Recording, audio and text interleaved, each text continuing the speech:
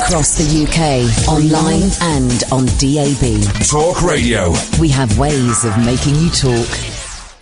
Talk Radio. So, we've got a Ghostbuster coming on, but before that, there is a bloke who is a genius who is tweeting the entire Harry Potter first book to Piers Morgan. He's on at 10. Across the UK, online and on DAB. Get an earful of unusual nocturnal emissions with radio's Lord of Misrule, Iain Lee. No relation, thank God. Unfiltered Night Talk with the original king of unconventional conversation. Late Night Iain Lee on Talk Radio. We have ways of making you talk.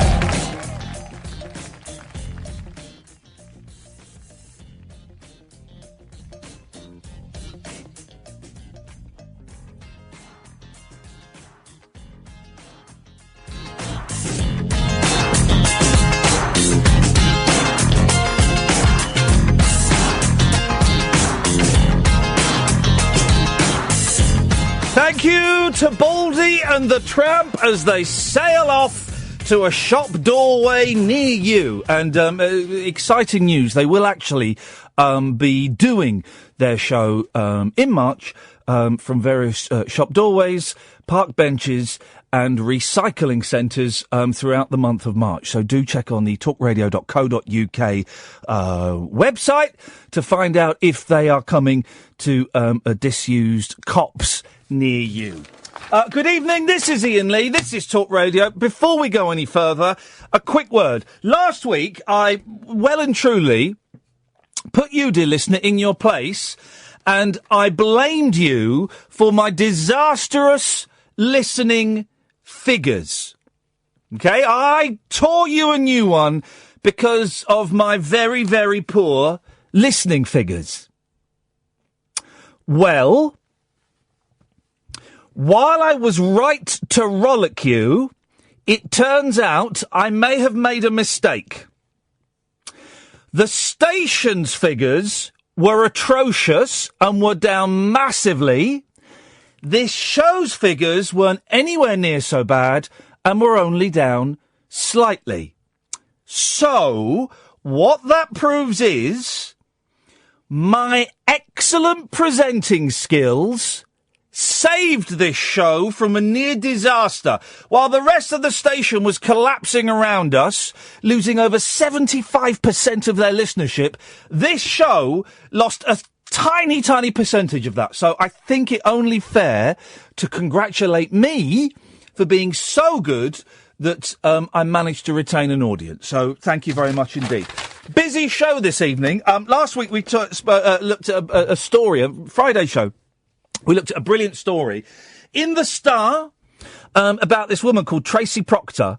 Can you see if you can find that story for me, Kath, with the picture? Because whose house was haunted, right? And the ghosts kept scaring off her lovers or potential lovers. We've got one of the Ghostbusters working on it, and it's not Alex Lowe doing a voice. We've genuinely got one of the Ghostbusters working on that's working on that case. So I'm looking forward to that immensely. But before that, Twitter is a strange and barren place. I think it is. I generally think that Twitter is very unhealthy. My prediction has been that within 3 years, Twitter will just be occupied by the alt-right, or as I like to call them, racist Nazis. And anybody with a soul will have left. I'm going to cut that prediction down to 18 months. And my relationship with Twitter is very weird. I recently deleted all of my tweets. And every other day or so, I go and tidy up my Twitter line and delete tweets. And do you know what? Actually, it feels kind of quite nice doing that. So I'm not a fan of Twitter. But some good things have come out of Twitter. I met Matt Haig, the writer, the author, thanks to Twitter. We've had a few guests from all different kinds of things, authors and musicians and interesting people that we found out about through Twitter. And Yesterday, I follow a bloke called Scott Balcony Shirts, right? He's a brilliant T-shirt printer from Uxbridge, but he's so much more than that. He's a musician and he's an artist and he's a naughty boy and he's a bon vivant. He's all these things, right? And I saw him. I don't follow many people. I think I follow 23 people, so I get all my information from him. And I saw him retweet something, and it really. Well, first of all, I thought, well, that's a waste of time. But then I thought, some of the most worthwhile, funny things are a waste of time. And it lodged in the back of my brain. And I couldn't let it go. And the more I thought about it, the more it excited me. And I thought, this is potentially a work of genius. At Big Green Books, right? At Big Green Books is the Twitter handle if you want to be part of this. It's a bookshop. BigGreenBookshop.com is the website if you want to go and have a look at it. I thoroughly recommend it. And the bloke that runs it is a bloke called Simon Key, and he's on the line now. Evening, Simon. Hello. How are you doing? I'm doing very well, thank you very much. At Big Green Books is the Twitter, and we're going to plug the hell out of your shop, because I predict a happy ending for this. You know what I mean, though? When I first saw what you were doing, I thought, that's a bit stupid. Yeah, I did too, when I started doing it. Tell everyone what you're doing, because actually it is, and when you're listening at home, yes, your knee-jerk reaction will be, that's a bit stupid, but just let it sink into your brain, because actually it's beautiful. What are you doing, Simon, and why? I am tweeting the whole of Harry Potter to Piers Morgan. One tweet at a time. Ladies and gentlemen, if you were German, or I don't know, and you called that performance art, you'd be getting a grant from someone for doing that. Now, is it just the first Harry Potter book that you're doing? Yeah, it's the first one. Yeah, we'll see how that goes. Why are you doing it, man? Well, Piers was on a program in the States where he got some magnificent abuse from a guy called Jim Jeffries. Yes, and it was tweeted up on Twitter, obviously, and J.K. Rowling. Jim Jeffries basically on like a live, quite rude chat show, but went, "Oh, Piers, why don't you F off?" Something like that, wasn't it? And it was quite a sweary program, but it's a beautiful, beautiful clip. It really is. And J.K. Rowling said, watching Piers Morgan getting told to F off was as good, as glorious as I could possibly imagine. And Piers Morgan then replied saying, I've never read your books and this is the reason why, or something like that. Yeah. And so I thought, Piers, you've never read JK's books. So you spend your whole life on Twitter, so perhaps the best way for you to read her books is to read it one tweet at a time. Oh, it is. I just think it's wonderful. And what's wonderful, when did you start doing this, Simon? Saturday evening. Because I saw it. I think I don't know when Scott retweeted it, but I saw it and I thought, oh, that's good. He'll keep that going for a couple of hours. And then I checked yesterday, and then I checked this morning. I thought he's still doing it. You're actually going to go through with it, aren't you? Well, yeah. I think I might if JK lets me. I haven't. I mean, the thing is, there's a few issues about tweeting a whole book. Yep. But I have tweeted JK Rowling to say, look, are you okay with me doing this? Obviously, she's a busy person, so she hasn't tweeted back yet. But I will carry on until I'm told not to. I've got a feeling that.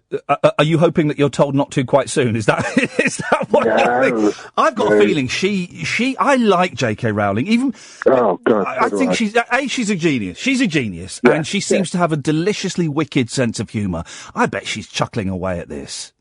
Well, I hope so. I hope so. I hope that it's. I mean, it's making a lot of people laugh, and that's really cool. And it's kind of, and Piers has bitten a little bit. He tweeted me earlier today. So, what was the tweet he said he did? Because he's tweeted you a couple of times, hasn't he? There was a really good one that gave you impetus to keep carrying on. Oh yeah, because when I first started tweeting, I said the end of my tweet was, "I'm doing this because Piers Morgan is a dirt, Yes. and J.K. Rowling's amazing," and he tweeted back saying, "So the Big Green Bookshop are tweeting the whole of Harry Potter at me because I'm a dirt." A twit, I think was the word. A wasn't twit. it? Yes, a twit. I think that's right, yeah. Yeah, something like that. They must be a bigger twit than me. And so... Which is great for you. Well, he tweeted it to 5 million people. 1.5 million of those are bought, of course, Simon. Don't forget that. Oh, yeah, of course, yeah. So 3.5 million people now know the Big Green Bookshop that didn't know it 8 hours ago. And your Twitter followers have gone up as well by a couple of thousand at least, haven't they?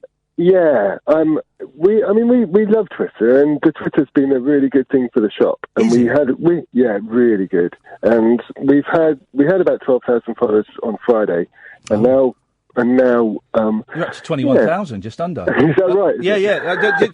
Just over 20,000. Yeah. Oh, fantastic! Thanks, Twitter. Is it? Well, have you had? Because I tend not to tweet politics, and occasionally I do, and you just get.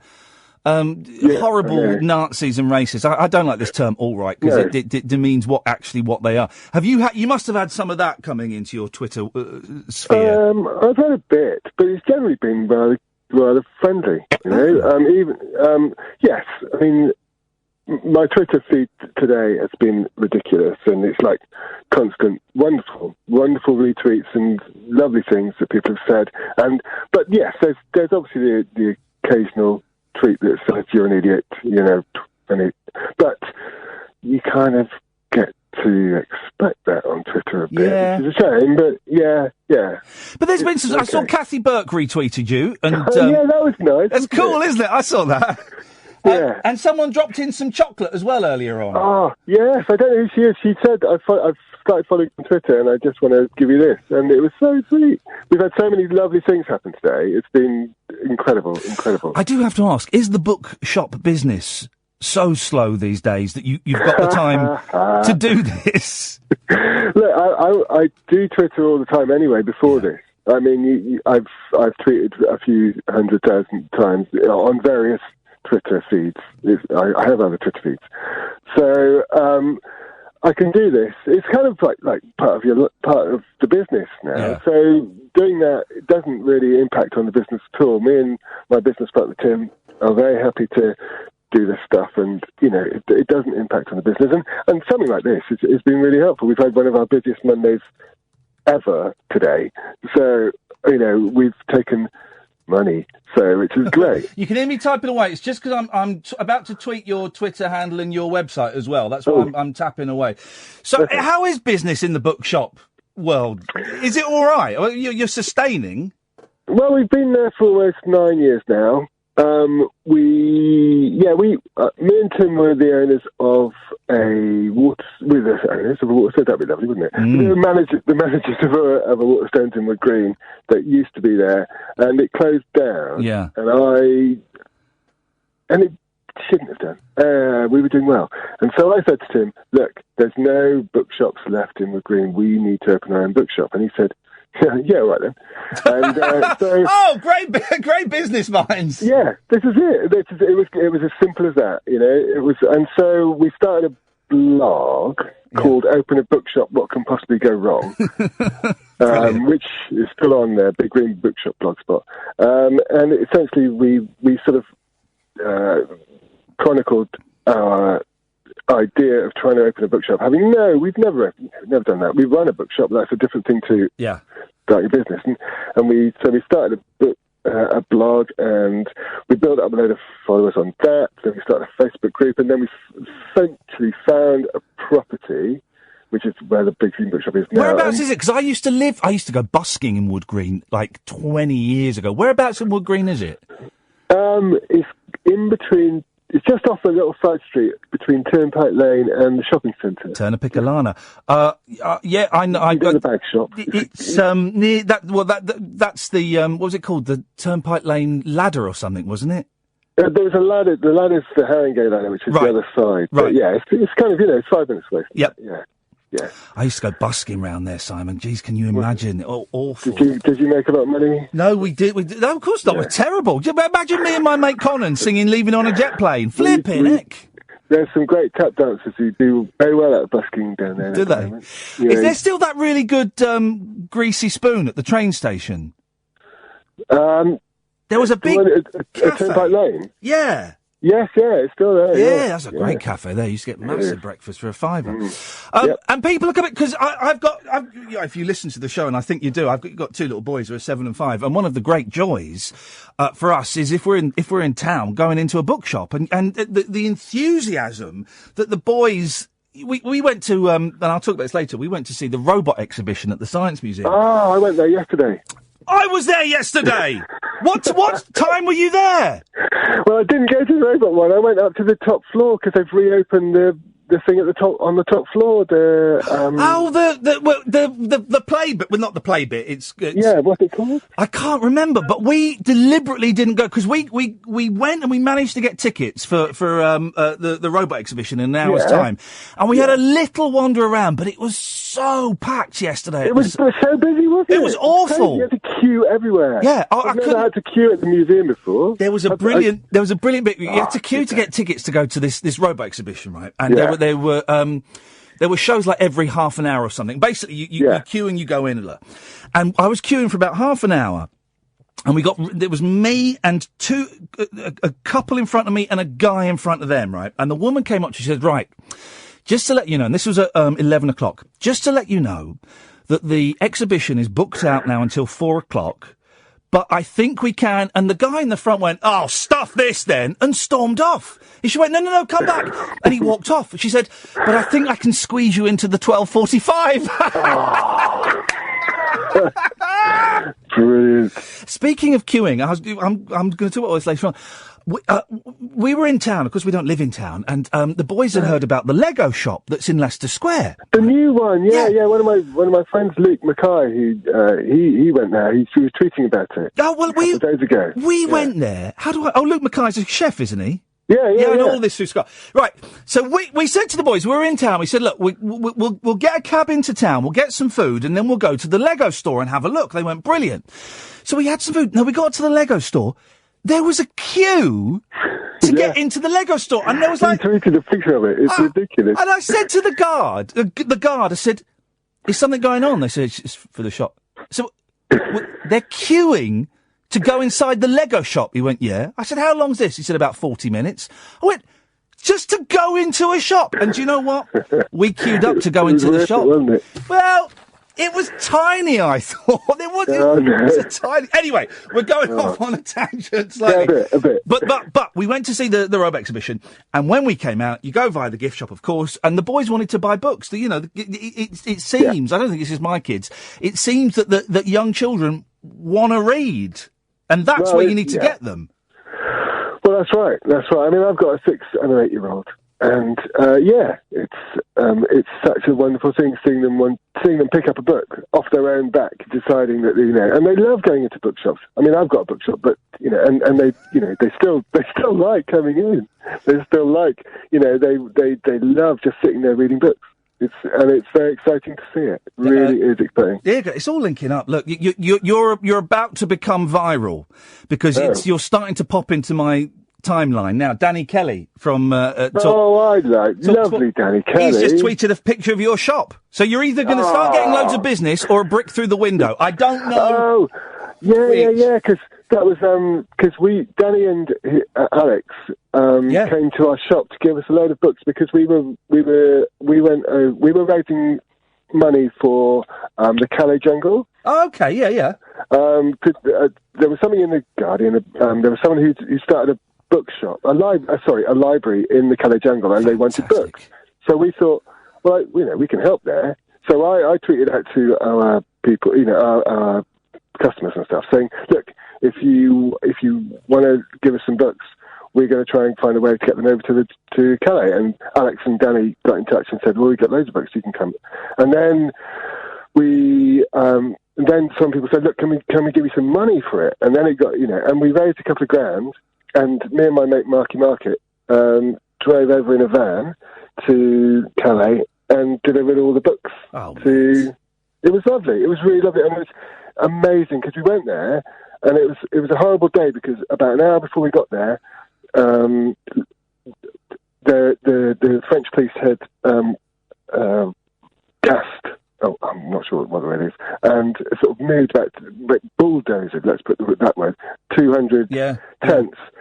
Because they said they were outside the camp and they were, and it was just a really hot atmosphere. We turned up and everyone was amazing. The people in there were they were so friendly. They said hi, we walked around the camp and it was amazing. It was a really amazing experience. And so we dropped off these books and we and some money, obviously. And it was just a good thing to do. That's something that we can do, What about British kids who want British books, Simon, and all those other ridiculous arguments that don't make any sense whatsoever? The other thing we do. Anyone who buys a book from our shop can nominate any school, and we will give 10% of what they spend to that school to buy books for their school. Man, listen, Simon, I'm so glad we got to chat.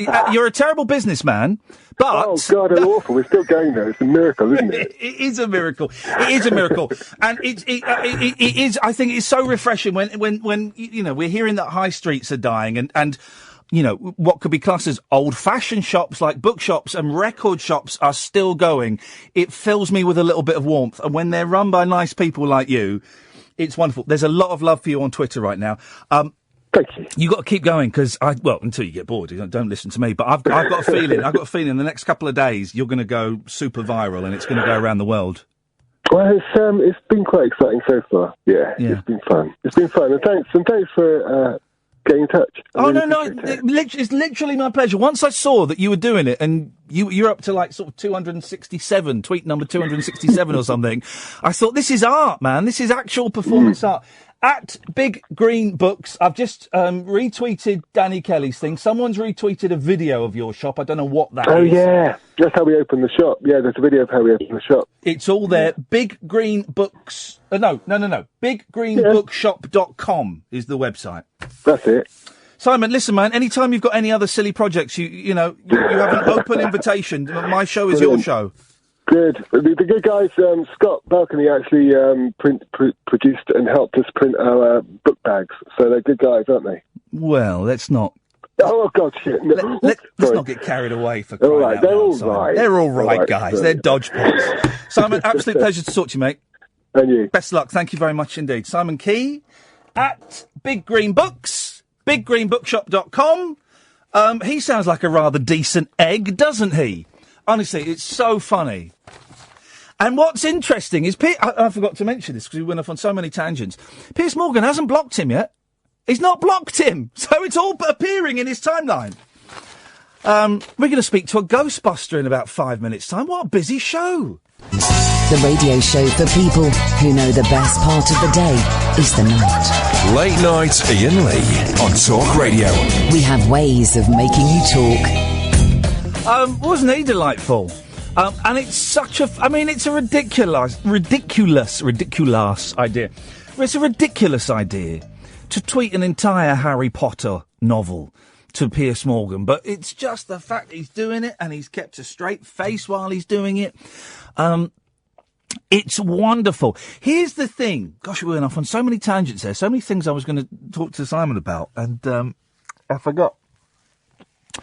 Here's the thing that I admit with some difficulty. I quite like Piers Morgan. I know. I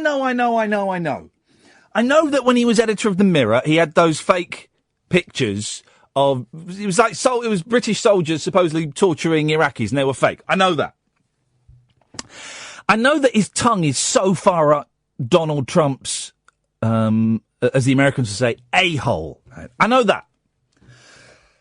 I know he tweets really obnoxious, offensive things, right? I know all that, and I don't like any of that. But I kind of think Piers Morgan is all right. Which is why when I see him tweeting, derogatory tweets about women during the Women's March and calling Matt Haig, who I would class him as a friend, but certainly an author that I respect, calling him a snowflake and all of that, and it sits really uncomfortably with me. Something like that. I'd always come down on the side of Matt, but I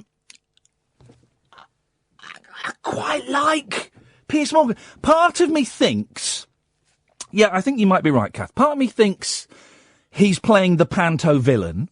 Okay, which is okay. That's acceptable. Part of me thinks he's seen what Katie Hopkins has done and has become, and the amount of money that she's made, and thinks, I wouldn't mind a piece of that. It's weird as well because he works with Susanna Reid, who I don't know Susanna Reid very well at all. If I were to see her on the other side of the street, I would cross over and say hello to her.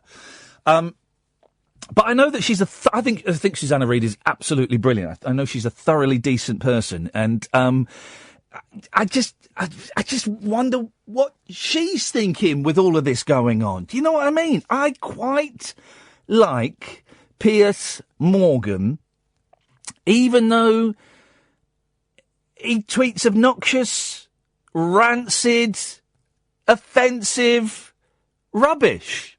It's confusing, isn't it? The modern world is so confusing. I don't really understand it.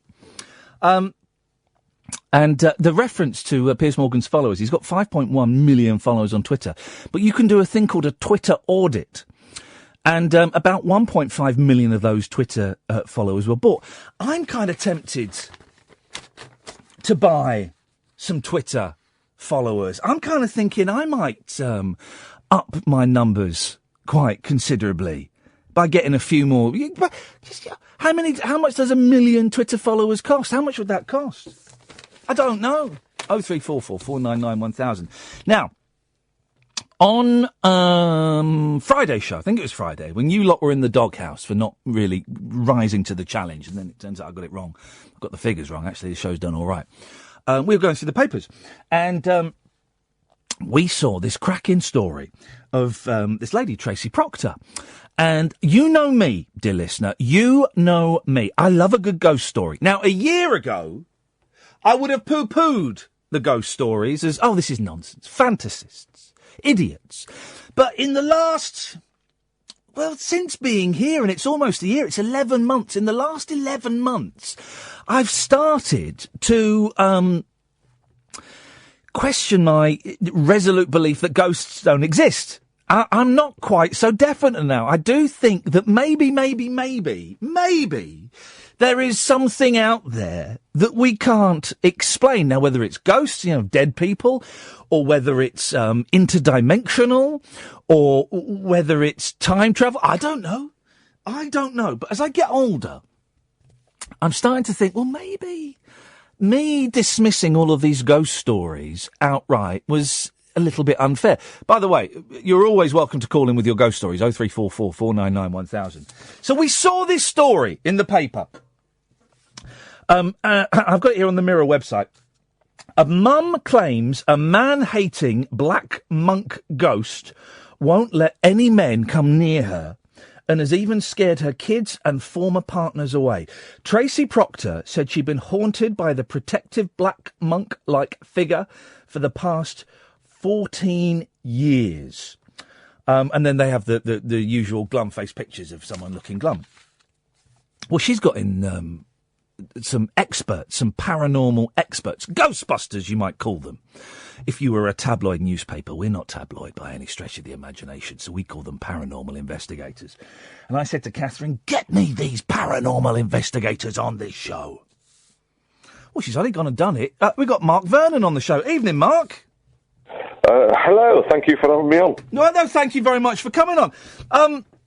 Tell us about this. Tell us a little bit about yourself first, Mark. How did you get into this? Is it you and your brother?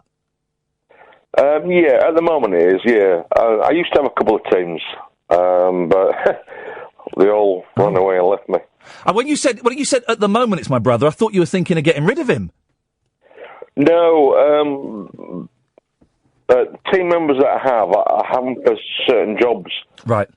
my brother does the EVPs, and because I'm busy getting it on film.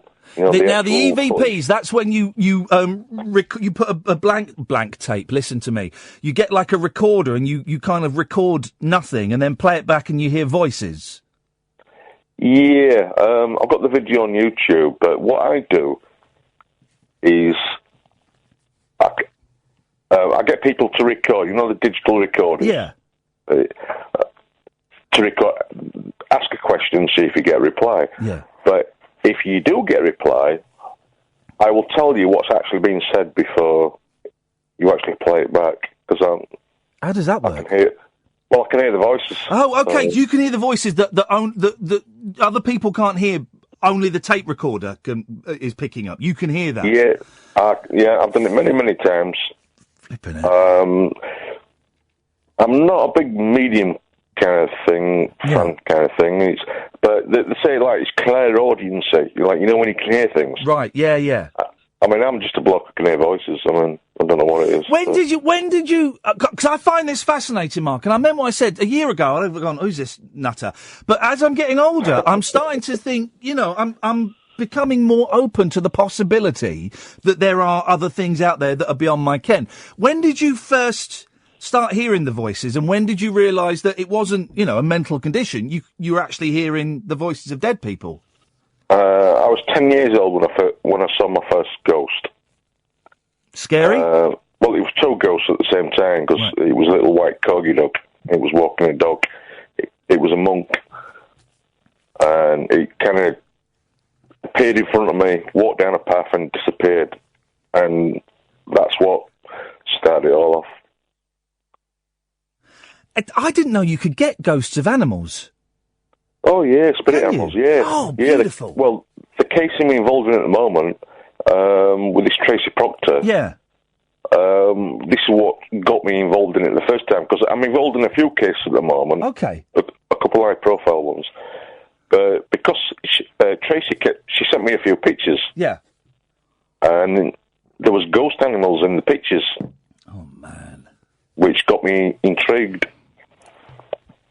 So I decided to investigate. And so, how did she get? You've got a website, have you, Mark?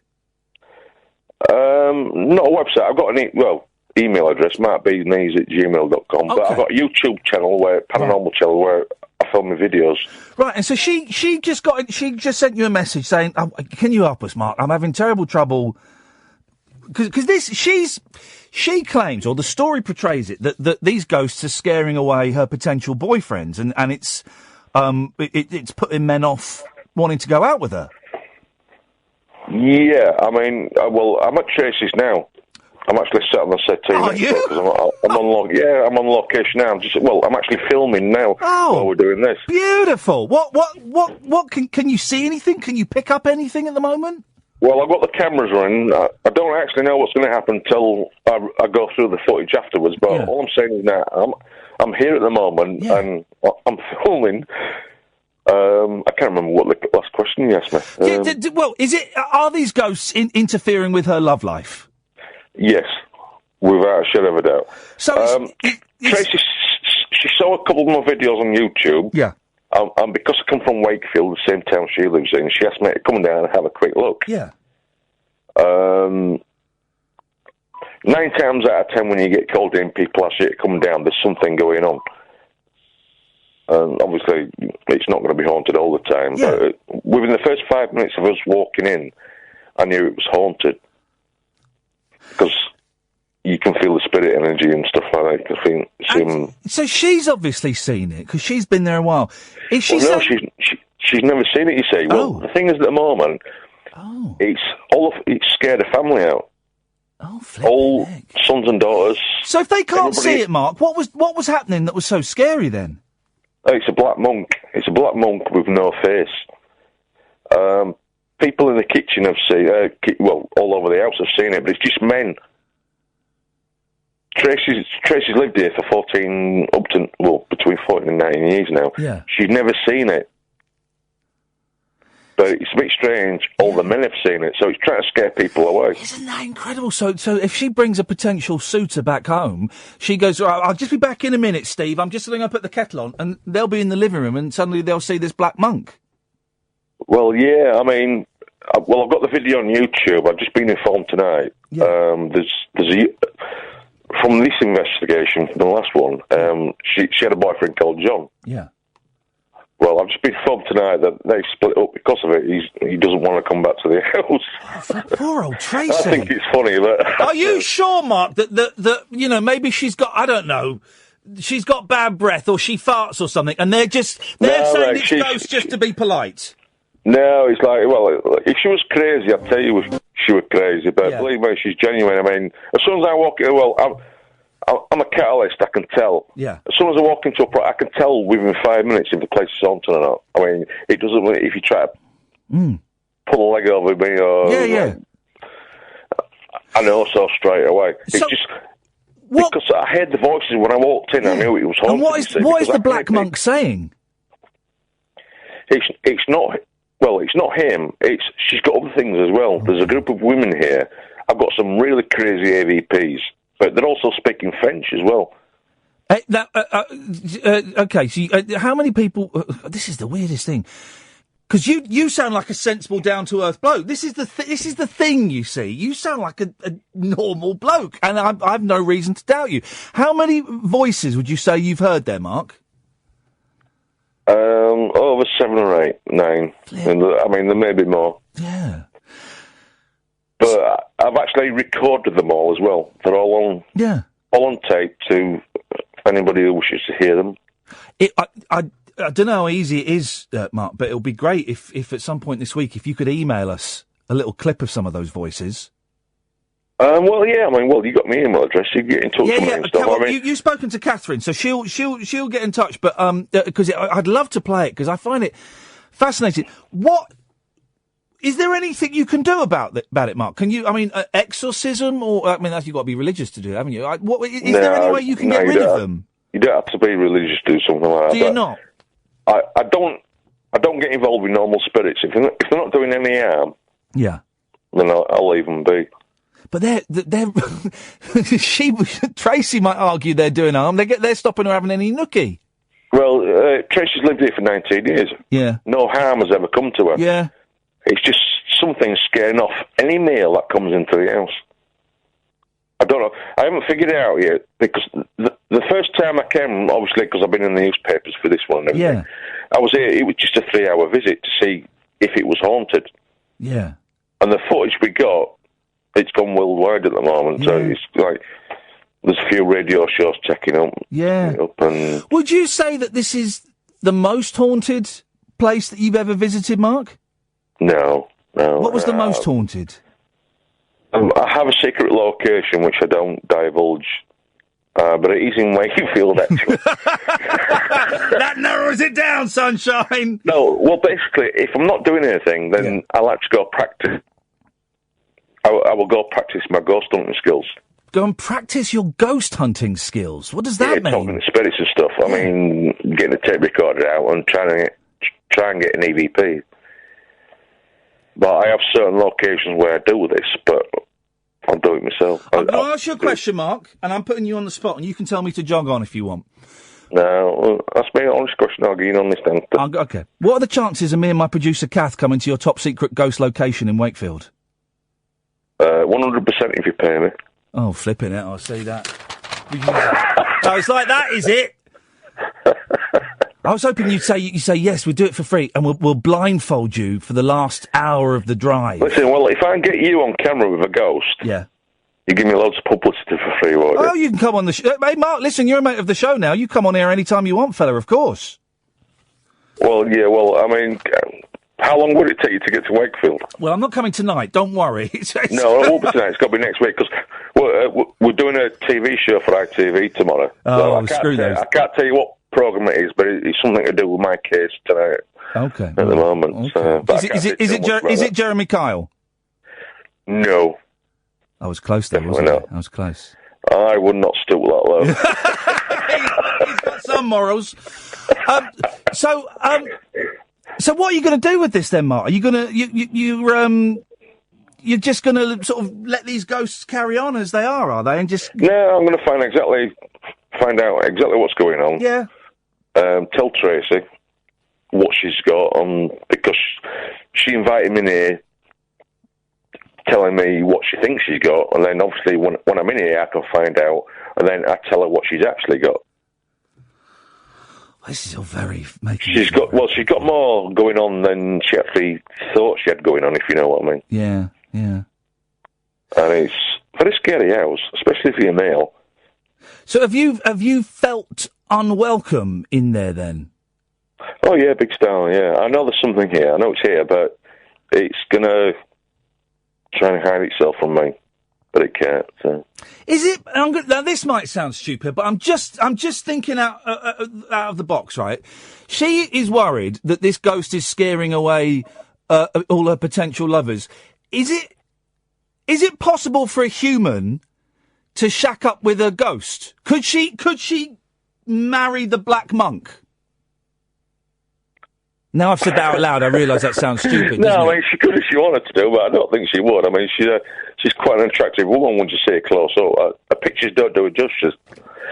But her sons and friends have been in the kitchen cooking cheeseburgers. Yeah. And an ambulance had to be called. One of the guys turned around eating a cheeseburger, and there was a monk stood in the kitchen doorway. And he started choking on his burger, went blue, ambulance was called, but it's just the males, it just happens to the males. Whatever it is, I don't know, I just don't like the males. Mate, this is... But this is a true story, I mean... Yeah, no, I believe you. It's driven a family out. Yeah, no, listen, I believe her, she looks, in the pictures, she looks honest, you've got no reasons to tell me any porcupines, Mark, I believe it. Listen, I'm going to pass you back to Catherine. Just swap email addresses, because I'd love to hear some of those clips of the ghost talking. And keep in touch, Mark, and let us know how it goes, won't you? Well, if you want to get yourself on video with a ghost, this is the place to be. All right. Okay. Arrange a night off, and then we can sort something out. Listen, man, we'll sort it out. And you have the hotline to this show. Anytime you want to come on, Mark, you speak to Catherine, and we'll get you on, okay? Okay, she got my number, so. Nice one, mate. Thank you very much indeed. Flippin' heck. Ooh, what am I thinking about? Late night, Iain Lee on Talk Radio. We have ways of making you talk. She looks all right close up. I enjoyed that. Well, two completely different... Well done, Catherine, for sorting him out. Two completely different, wonderful guests. I'm more than happy. And a couple of people say, Howard Hughes territory. No. We're all humans. We could all be ghosts one day. More than happy, dear listener.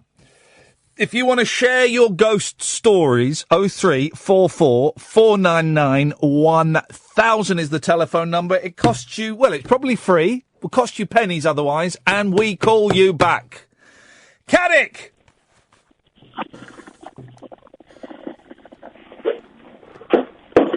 Hip, hip, hip. What the hell was going on there, boy? I thought you said Vic. I said Caddick, you muppet. Sorry, I was cooking potatoes. Cooking potatoes at this time of night? You won't be able to sleep. It's the cheese and potato fritters for tomorrow. What? Hang on a minute. Why are you cooking them now? So they can cool overnight. Yeah. And then we can mash them to make cheese and potato fritters. Or you could cook them tomorrow. I've got a lot to do, haven't I? Because it's the worst day for me tomorrow. Why? What's happening tomorrow? It's Valentine's Day. Hey! Knocking one out, crying, feeling lonely. On Valentine's Day, Alan Caddick will be on his own, looking at porn and playing with his pee-pee, and saying, girls, don't you love me? My name is Alan, I am lonely. Tickling his balls and wearing a leather glove. How to do that, Ian? Sorry? I'll be too sad to do that. Oh, too sad to do that. That's terrible, Al. Hey, listen, Valentine's... I've been single for 10 years. Valentine for 10... Well, hang on a minute, how old are you? I'll be 37 on Thursday. And you've only been single for 10 years? Yeah. That means 10 years ago you had a partner? Yeah. Wow. Oh, okay. Well, you know, the thing about I would feel, well, if I was single, I'd feel more miserable every other day of the year, because Valentine's Day is rubbish. I haven't done, in inverted commas, Valentine's Day since I was 16, and I bought some red roses for Kerry Wakeford. I haven't done it since then, because it's a waste of time and money. What about Fandango? Well, actually, you know what? I bought a house that we live in. How's about that? She lives in a house that I bought. We bought it together, actually. Yeah. But, you know, I'm not... Why? We're old and married. You don't want to worry about stuff like Valentine's Day. Steve Valentine's Day.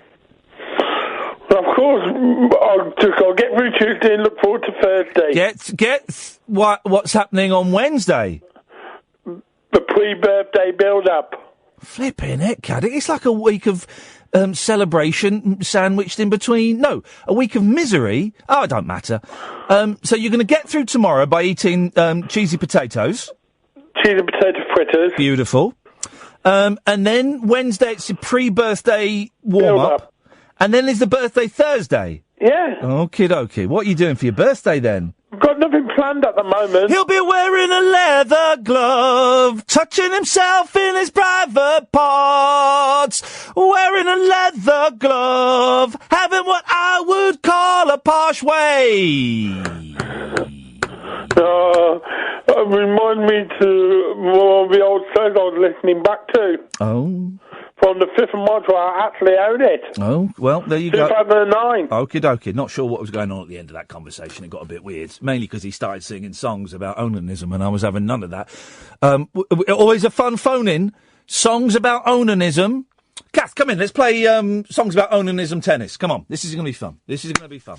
Oh, brings the computer in so she can cheat. 0344 499 1000.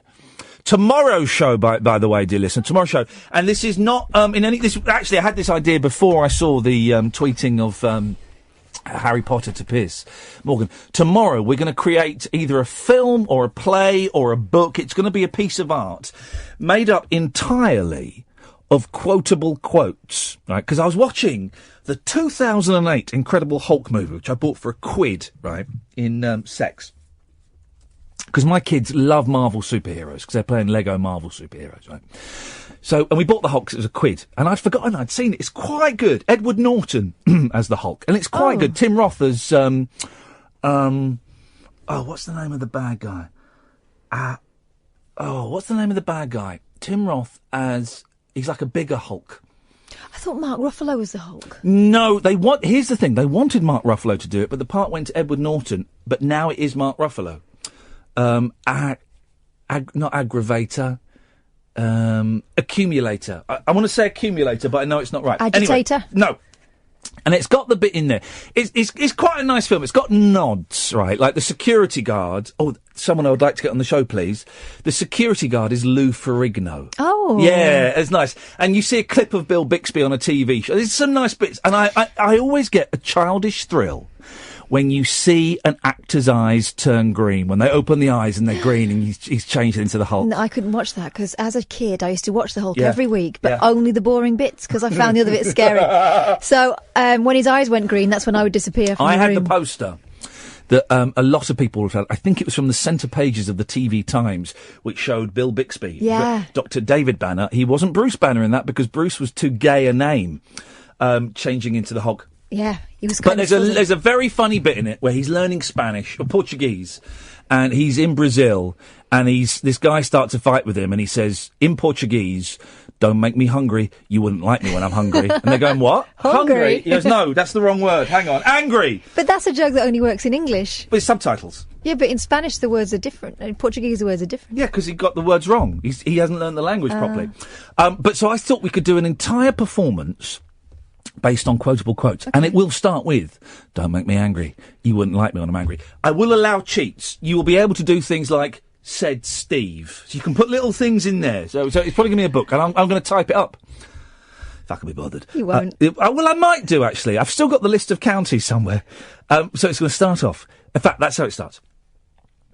Don't make me angry. You wouldn't like me when I'm angry, said Steve.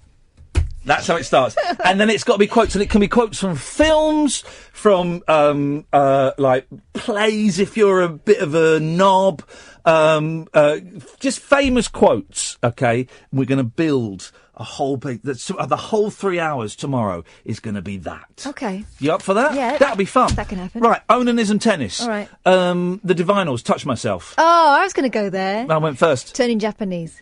Although they would say it isn't. Pictures of Lily by The Who. Mm.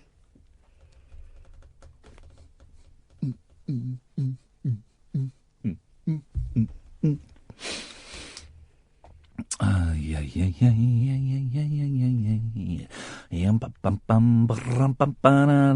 think I'm out. Yeah, that's one. You're saying you're out of the game? Yeah. There is another one.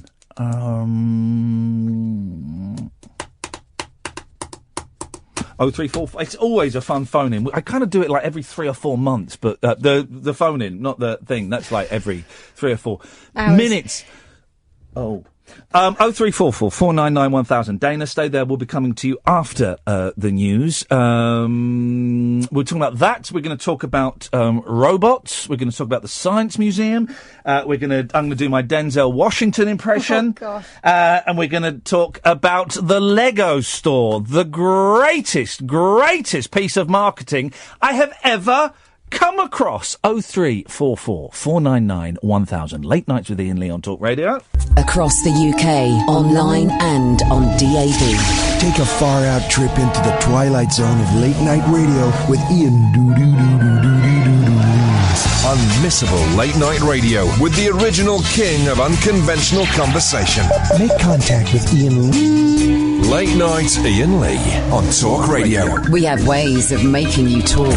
Hip, hip, hip, dear listener. Iain Lee, Late Nights with Iain Lee. Again, I just want to reiterate, on Friday I spoke rather harshly to you and criticised you for your it being your fault that this show was failing miserably in the Radar listener figures. Well, over the weekend, I've actually had a look at the listener figures, and while the station is down massively, this show is only down a tiny, tiny bit. It's only down a little bit. So actually, I'm very happy with that, and I think it just goes to show that because I am such a skilled presenter, I was right to have a go at you and put you in your place. It's always good to keep you on your toes, and B, my good captaincy of the good ship, this show, means I have steered it through the choppy waters of Talk Radio's Radars.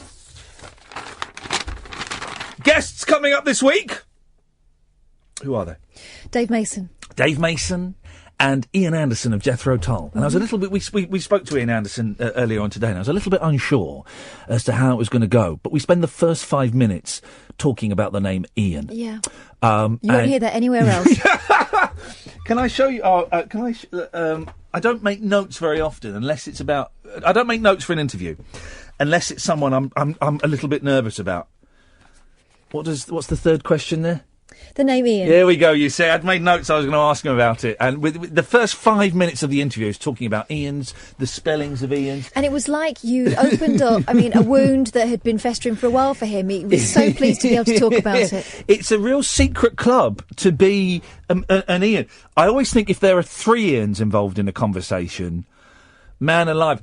LBC has got 3 Ian presenters, Collins, Dale and Payne. And sometimes they'll have Dale and Payne on, and then they'll have someone phoning in called Ian. And that to me is just like a void, a vacuum. What's your beef with Ian? That it's a plain name? Oh, it's got no hard letters in it.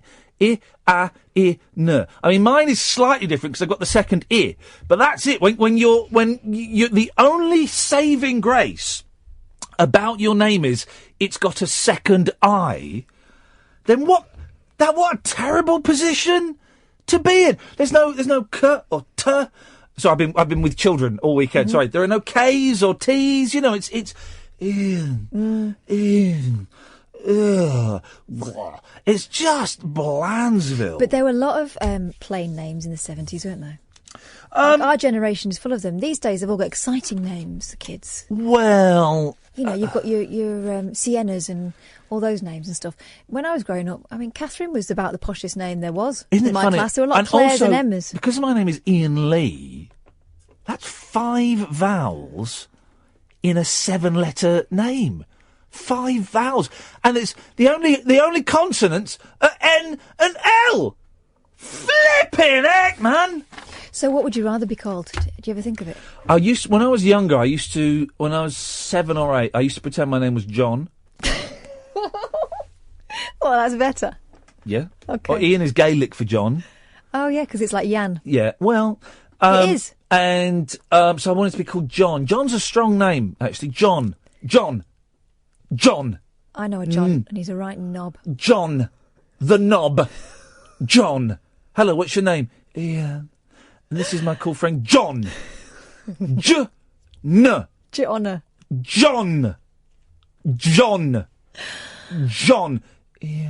John.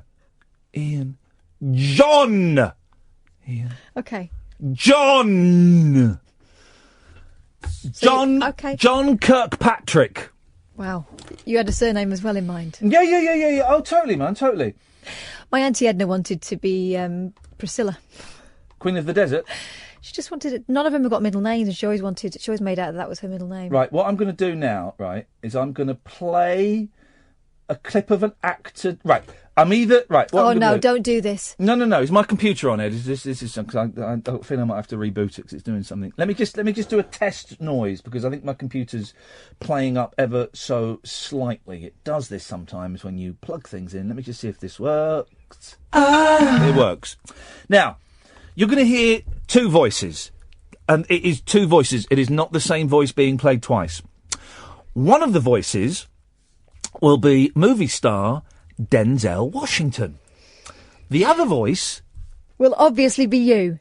Will be me mimicking the voice of movie star Denzel Washington. Now, your job, dear listener, is to work out which voice is which. Are you ready? Good. Now, I'm not saying if the first one is me or is the movie star Denzel Washington. Okie dokie. So I'm just going to get ready to do it. Right, I'm going to do it now. Ability to you. I ain't got to like you. Now, I don't give you everything I got to give you. I give you your life. Me and your mama worked that out between us, and liking your black ass wasn't part of the bargain. Can I say that was actually Denzel Washington? Because I would not say your black ass. I would not say your black ass on the radio, apart from now to highlight that. You said it twice. Yeah, I know. Well, the only reason I'm saying your black ass Stop, 3 now. is to highlight that was actually him. Okay, so back to the game. Here we go. Through life worrying about whether somebody like you or not, you best be making sure that they're doing right by you. You understand what I'm saying? Hang on. Everything that boy do, he do for you. It's not. Hang on a minute, right? Hang on. Is there say I got to like you? Okay. No. All right then. Don't you eat every day? Answer me when I talk to you. Don't you eat every day? Yeah. As long as you in my house, you put a sir on the end of it when you talk to me. Yes, sir. You eat every day. Yes, sir. Got a roof over your head. Yes, sir. Got clothes on your back. Yes, sir. Why you think that is? Because of you. Hell, I know it's because of me. But why do you think that is? Because you like me? Like you. Right. So the game starts now. That was all Denzel. That was all Denzel and another actor. So the game starts now. Is this voice you're going to hear? Is it me or is it Denzel Washington? I go out of here every morning. I bust my butt because I like you. You're about the biggest fool I ever saw. A man is supposed to take care of his family. Now, Catherine, you know the answer. So let's just try that one more time. We're all going to know the answer. He's supposed to take care of his family. And here's the second voice. A man is supposed to take care of his family. Now, one of those was Denzel Washington, and one of those was me. I'm going to play it. I'm going to play them again. Okay, here we go. It's number 1. A man is supposed to take care of his family. And here's voice number 2. A man is supposed to take care of his family. 03444991000 is the telephone number. Do you, let's go to, yes, Ray. Good evening, hip, hip, hip. Yeah, we haven't got time for this, it's competition time.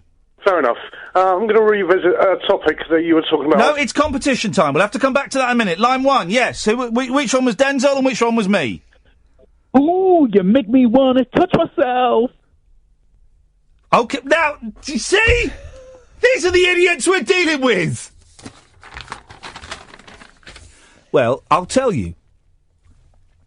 This, voice number 1, was Denzel Washington.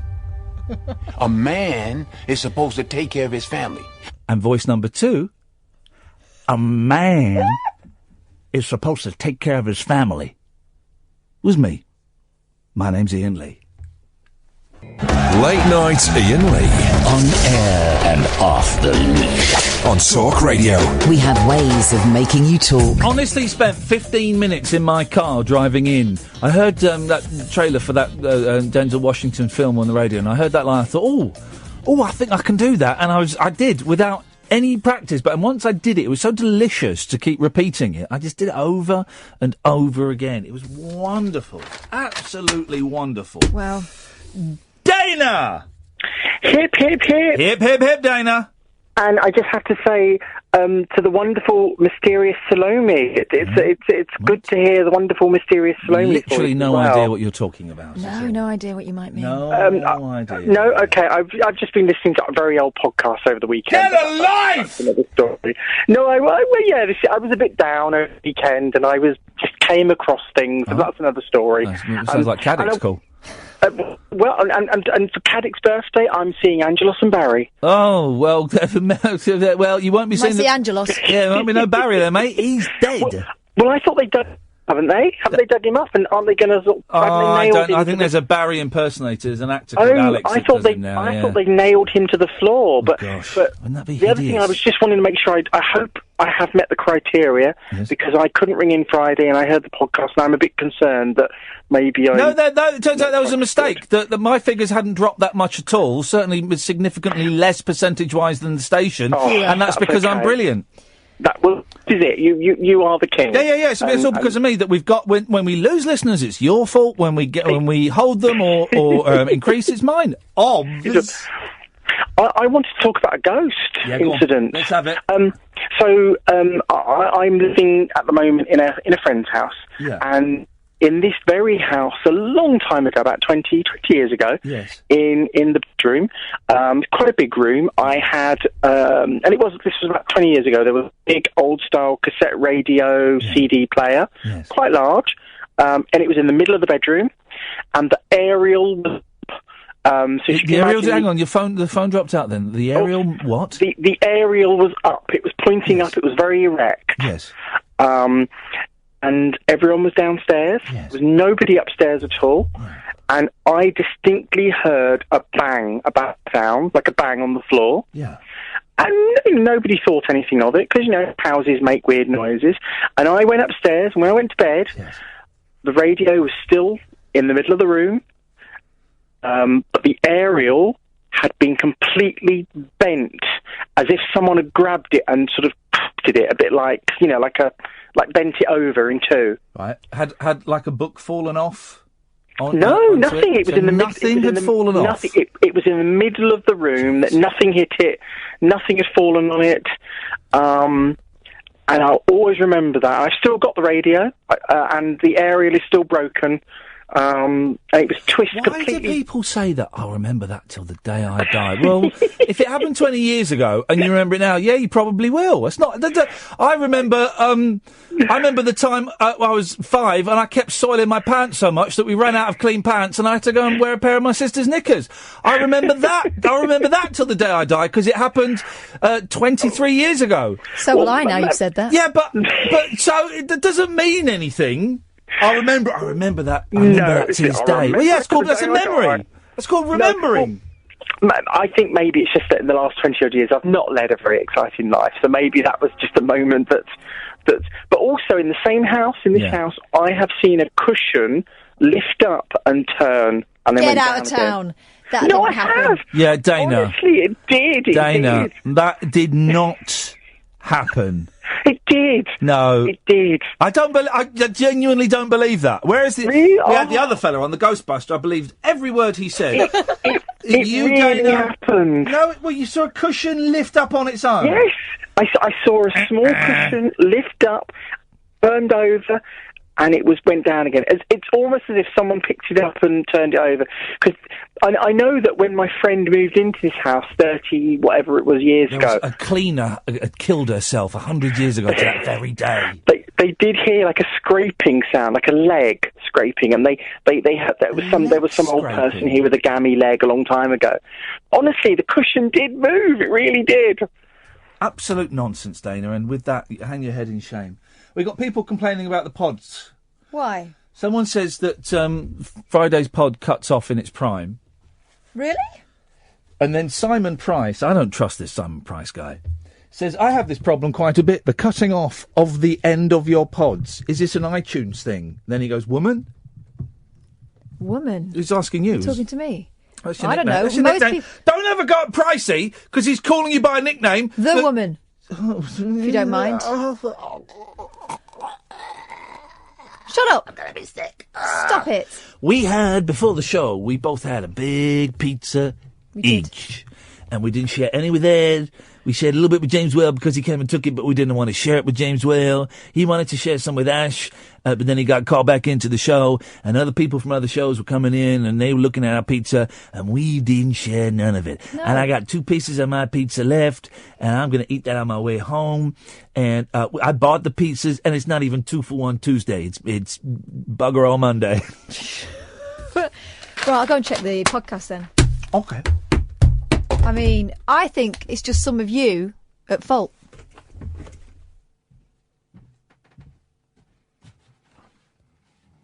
And on that bombshell. Good evening, Ray. Good evening. Good evening. I'm going to revisit a topic you had going on Friday. Beautiful. You were talking about Tina Charles, she who gave us I Love to Love. Yeah, we spoke to the brilliant Dougie Wright, who played drums on that song. Yeah. Do you remember those Top of the Pops albums that were somehow popular in the 70s? It was like low-budget versions of hits re-recorded by session musicians. Quite often those session musicians were Rick Wakeman or Elton John. Yes, and even Tina Charles as well. Oh! Whenever there was a Diana Ross song that needed singing, she was drafted in. She was Britain's Diana Ross. Yes. Someone release all of those, the Elton John ones, recently on CD as Elton John? Yeah, there were 2 CDs released. One has 16, the other has 20 tracks, but it's got him covering... That's how I like to categorise my CDs and records, by the number of tracks. And it's got him covering acts like Badfinger and Cat Stevens, even Stevie Wonder. I am really enjoying... at the moment, reading Robbie Robertson's autobiography, he from the band, What Backed Dylan. And I don't like Dylan, not a fan of Dylan at all, but I'm tempted to buy the Basement tapes, which is Bob Dylan and the band, holed up in this house in, is it Woodstock? I can't remember where it is anyway. They're holed up in this sort of like farmhouse for months on end. And they just go in and Dylan has some words and they turn on the tape recorder and they record a song and then they finish that and they go on to... But I'm just wondering if I buy it, is it... Will I... Someone tell me what to do! Well, as long as it's from the period, when he could sing. Right, thank you very much indeed. Richard? Hello, how's it going? I just don't know what to do. I'm worried that if I buy this album, I'll either hate it, and then that will constitute a waste of money, or I'll buy it and I'll start falling down the Bob Dylan rabbit hole. Well, I bought an album the other week on CD, and then it arrived, and I was like, oh, brilliant. And it was in really nice packaging and everything, and then I realised I don't have anything to play CDs on anymore. Oh, Richard, you are a bell! How can you not have a CD player, or at very least a RAM drive for your computer? Well, just everything. Like I replaced my laptop fairly recently, and for one without a CD player on for the first time. Well, but then you have to buy the extras. I got that. I've got one of those Apple ones, and you go, where do I put the CDs in? Oh, I've got to spend another 70 quid buying a CD drive. Very clever. And it's supposed to be to make it ergonomically sound, right? But it means, yeah, I've got a very slim computer. I've also got to carry a bloody CD drive in my bag with me. Well, then I also thought back to, because I remember when I first noticed it didn't have a CD player, I thought about buying one, and I was like, when was the actual last time I actually put one in? Like, I've got loads of them. Anyway, enough about that, Richard. When did you ask to use a CD? Hey? That's the topic, isn't it? I made a sexual joke. I don't think I get it. Carry on, Richard. That's the problem! You don't get it! Carry on, Richard, carry on. Actually, since I've been alone, I've got a ghost like the other week. I usually use my phone as an alarm. Yes. But recently, the internet in our flat has been broken, so I've just been using sort of like the personal hotspot thing. Yes. Oh, can I just say thank you, Luke. Luke has just tweeted, "Don't buy the Basement tapes. Most of it is horrible." Thank you, Mr. Luke Haynes. When one of Britain's premier songwriters and let's just say gentleman who certainly knew how to get money out of record companies in the 90s is telling you what to buy and what not to buy, you know you are in excellent company. And I shall not be falling down the Bob Dylan rabbit hole. I can still say the only decent song that man ever recorded was a song about a sign in a chemist's window. It's just generally mundane, but... Yes. Bob Dylan, generally mundane. He is. I am tempted to go and see... Because I saw in the paper Bob Dylan is doing a concert at the O2, right? And it'll be rubbish. And the O2's too big. And Ed's going to stop tweeting and Facebooking and answer the telephones. He'll play for too long as well. He'll play for too long. Oh, this is almost over, and then he'll come back on and do another half hour. And I won't know any of the songs, because I don't know Bob Dylan songs. And he doesn't play the songs like they were recorded anyway. But Bob Dylan's probably not going to see 2018, is he? And it would be nice to say, oh, yeah, I saw Dylan. Yeah, I saw Dylan. Yeah, it was classic Dylan gig, 2017 at the O2. I was at the back, was watching it on a big screen. It was classic, actually. Yeah, it was real classic. You could probably just get away with saying you were there anyway. Yeah, do you know what? I might do that. Richard, get to the point of your phone call, please. I don't know whether to tell my ghost story or get to the point of my phone call now. Well, hang on a minute. Tell your ghost story, and I'm going to make it... Hang on a minute. I'm going to make the ghost story seem a little bit more relevant by playing some relevant music. Where's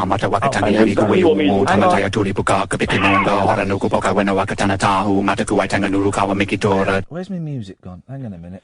Hang on a minute. Who's... Please don't go... No. Yes. No. Just shut it, pal. No. Flipping it. No. Oonga, shagga, oonga. Right. I played that to my youngest kid, and I asked him to recreate that noise, and this is what he came up with. Oonga zaga, oonga zaga, oonga zaga, oonga zaga, oonga zaga, oonga zaga, oonga zaga, oonga zaga, oonga zaga, oonga zaga. I hate kids. Here it is. Well, it's close to Denzel Washington. There we go. Right, shut up, man. That was rude. My Denzel Washington was bang on. Yes, Richard. Yes, tell your ghost story. Right, sorry. I use my phone as an alarm. My phone battery had died overnight. So I slept in late for work. But all of a sudden, I just got this really cold feeling just sort of sweep across the room. And I just sort of usually when my alarm goes off, I sort of roll around. It's difficult to get up. But I sort of had to leap up and just sort of feel compelled to sort of work out what this cold noise was. What had actually happened was that I'd slept until 10 o'clock and Julia Hartley-Brewer had come on the radio. Mate, come on now. You can't be rude about, you can't, no, come on now. Hey, does that thing, this works, doesn't it, right? Because I have given up on bedside, digital alarm clock radios, because for some reason they always seem to die on me. And we've been having a lot of power cuts recently anyway, so. In my house, not in the country. It's not the 70s. So I've started using... Generally, I don't have to get up at a set time, but on the times I have, I've started using my telephone as my alarm clock. And it worries me, because I don't always plug it in when I go to bed, and you're waiting for there's the battery going to run out, all of that stuff. But riddle me this, Richard. How the hell does this work? and it works, right? You go to bed, right? So you go to bed at 10 o'clock, 11 o'clock, because you're young, okay? And you have to get up at 6 in the morning, right? And you've got no alarm clock and no phone. What would you do? Tell me what you would do to make sure you woke up at 6.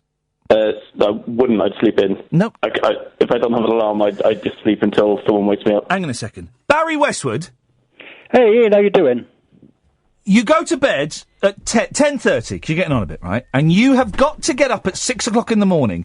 You haven't got an alarm clock. You haven't got a phone. You've got nothing, right? How would you make sure, Barry Westwood, that you woke up at 6 o'clock in the morning? What would you do? I would have a bash, Ian, at getting 6 o'clock into my mind. Yes. How? By just sort of positively telling myself 6 o'clock. You're both idiots. You're both idiots. Catherine. You drink loads of water before bed. For God's sake. You do? You're idiot. Ed. Please give me the right answer, Ed. Oh, I actually had the answer that Kath had, that you drink about 10 glasses of water. No. Keep your curtains open. No, you're nuts, right? You bash your head 6 times on the pillow. Boom. Boom. Boom. Boom. Boom. Boom. And you wake up at 6 o'clock in the morning. Now, that works. That works. I don't know if Colin Fernandez, the Daily Mail science correspondent, has done research on that. It works. My way, the water way, is the way the Native Americans used to do it. Yeah, look what happened to those guys. Well, they were always up. They sold their land for beads. If you're a Native American, you wake up with a wet floor. It's not as bad as waking up with a wet mattress. Good point. Catherine, I've got some lovely beads. Can I have your house? No. Now, why does that work? How does that work? It works. It doesn't work. No. It works. It actually does work. It's not even a thing. It actually works. How does it work? 034449. Hang on a second. Barry, I'll come back to you in a second. Hang on. Dennis? No. What? Hello? Hello? Dennis, did you just drop one? Hey? Yeah. How would you wake up at 6 o'clock in the morning? Well, I don't get to bed till 2 o'clock in the morning, and I wake up regularly at 6. Right. How do you do? Do you bash your head? No, have a pee. Okay, right. Can See, we the wee way. take this out of the gutter and the lavatory, please? It works. Give me... Okay, let's put it out there. People complaining they've not had enough topics recently. Here's a topic. Who's complaining? Call 0344991000. Who's complaining? Great topic. I like it.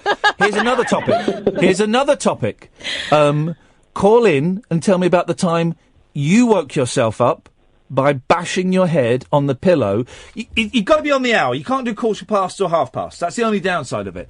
But call in and tell me about the time you woke yourself up, dear listener, by bashing your head on the pillow for the number of hours that you wanted. That is as nuts as my mum reckoning that I could absorb my maths homework by sticking it under my pillow at night. Oh, no, that works. Oh, come on. Oh, I used to learn... When I was an actor... I used to learn lines like that. I mean, obviously you got to read them, but you read them, but you read them in bed. And you stick them under your pillow. Stick them under your pillow. Next morning, I know them all. I know all the words. I know what's happened. I know them all. It works. Some things you can't question. Some things are bigger than you. Isn't that right, Barry Westwood? Well, I guess so, Ian, yeah. I mean, I think, actually, I've heard about this knocking your head on the pillow thing. Yeah. Yeah. Yeah, well, honestly, it's not even me doing a bit. It's not like Friday's show. I swear to God, it works. Actual fact. Richard, did we get to the point of your call? We didn't know. Then thanks very much for calling. Barry, stay there. Come to you after this. Late Night Iain Lee on Talk Radio. We have ways of making you talk. This is why... Well, first of all, Waterstones, Uxbridge and my sister agree with me. You bang your head. Right. But this is why I hate Twitter and the internet. You can't trust it, right? It's talking about Dylan, right? Bob Dylan. I'm saying... Yeah. First of all, I was saying I might buy this album. Barry, I'll come to you in a minute. Luke Haynes says don't buy it. When Luke Haynes... Which one? He's the fella that came in. I know Luke Haynes. Remember him? He had the moustache. Yes. I was a big fan. I said I was nervous about meeting him. Yeah, the nice girlfriend. In the book, he's quite sweary and aggressive. Yeah. That guy. Yeah, but which Dylan album? The one I lent you the book, and you liked it. Yeah. You said bits of it funny, but it was a bit too sweary. I never said that. Yeah. Which Dylan? Oh, I'm so sorry. Bob. Oh. Hey! Hey, come on! That is Which album? That is spot on. That is a brilliant little set piece. Lovely little lartsy. What I felt there was Duende. The Basement Tapes. Because it's him and the band, and I'm reading about him and the band in the Robbie Robertson book. Great book, love it. But the review said the book was dry. I like dry. You like lists books? I do like lists. Although there's lots of talk of smoking hashish, and it did make me think. Anyway, and Luke said, "Don't buy it."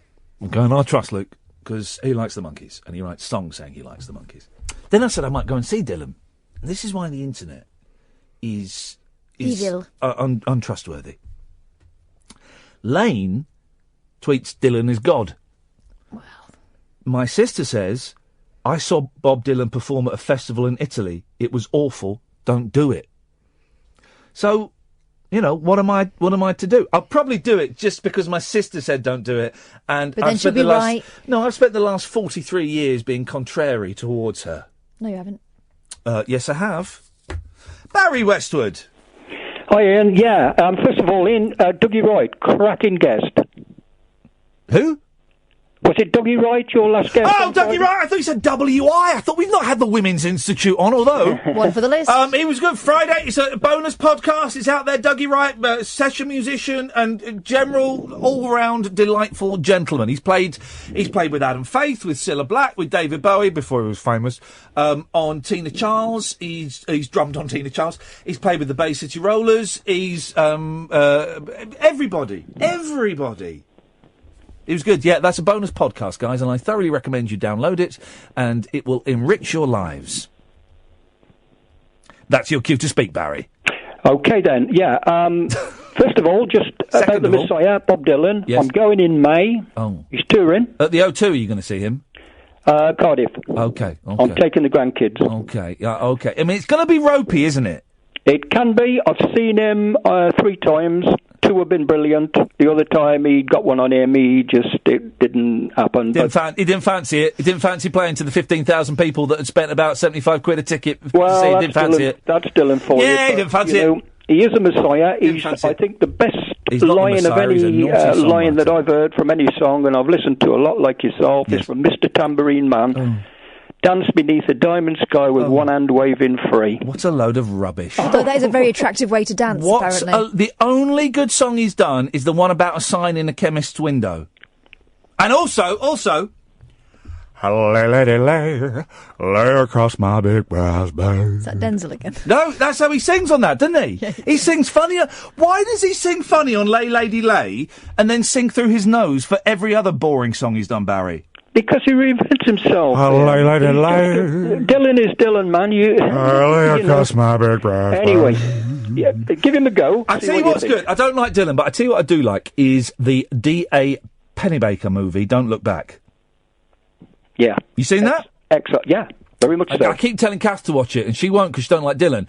I don't like Dylan, but that film is absolutely stupendous. Because you're watching a really arrogant, cocky young man at the height of his powers, now whatever those powers may be, but caught in the middle of a whirlwind. You know, he's in the middle of a not literally, he's metaphorically in the middle of a whirlwind, and it's just fascinating to see it. Absolutely fascinating. I've never seen a music documentary that's so candid. No, it's a classic, and there's so much stuff going on within that. Yep. Alan Price from the Animals, who was the... Who threw that ashtray? Who threw the ashtray out of the window? They're in a hotel room, right? And someone threatened the man... I'm sorry, Mr. Dillon, but someone's thrown an ashtray out of the window, and this continues. I'm Bob Dylan. Who threw an ashtray out the window? Donovan, was it you? Atlantis. No, Bob, it wasn't, but I'll go to the street and clean it up. It is. Donovan's like, no, Bob, I didn't, but I'll go to the street and clean it up. Atlantis. It's wonderful. It's just watching this guy. It's great. It's just the same. You know, if the songs were as good as the Beatles, then it would be the best film of all time. Unfortunately, the songs are terrible, tuneless. Yeah, he probably wrote the best, I think, like a Rolling Stone. Crikey, I mean, you know, how anyone could write something like that. Well, you sit down and you just spew out a load of rhyming words. Like a Rolling Stone. Yeah, but you know... No, I'm sorry, Barry. On this issue, we are deadly enemies. Well, we can agree to disagree. We cannot do that, sir. I will meet you at dawn and I will kill you. I will kill you. No, I don't get Dylan. But I wouldn't mind going to see him, just to say I've been to see him. But I'd probably get bored halfway through. You'll take great delight in saying, I went to see him and he was rubbish. Concerts! People weekend, we want more topics. I'm giving you gold. And okay, here's a topic. Concerts or shows, not films, we've done films. Concerts or shows you've walked out of.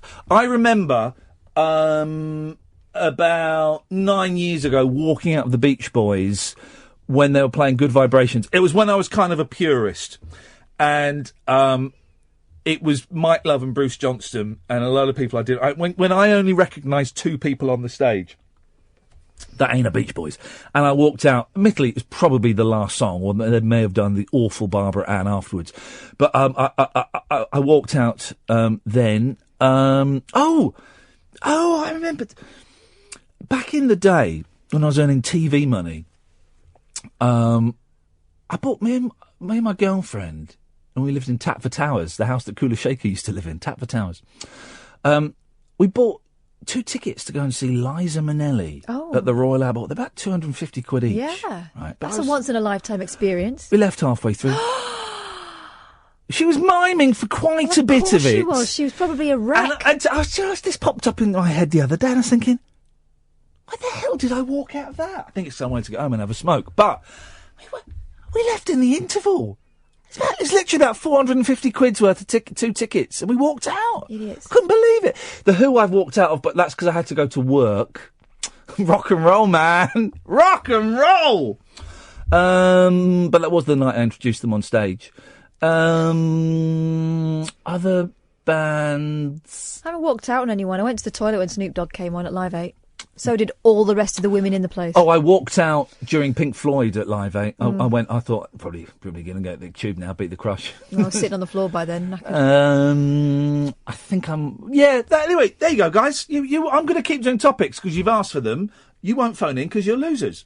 0344 499 1000. Late Nights with Iain Lee on Talk Radio. Unmissable late night radio with the original king of unconventional conversation. Make contact with Iain Lee. Late night Iain Lee on Talk Radio. We'll get you talking. Hip, hip, hip. Evening, this is Iain Lee. Late Nights with Iain Lee on Talk Radio. Tick your radar diaries now. Too late!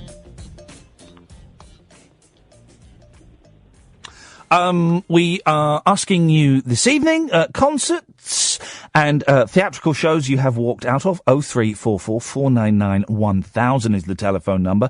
And also, back me up on this, guys. It can't just be me. If you want to wake up at a certain time, try it tonight, right? It will work. And you haven't got a phone or an alarm clock or watch or whatever. If you bash your head on the pillow, say you want to wake up at 7, you bash it 7 times, you will wake up at 7. That's like basic science. That is, we spoke about the Native Americans earlier on. That is Native American technology. That is ancient Egyptian. That's what the Aztecs would have done in ancient Greece, for God's sakes, guys.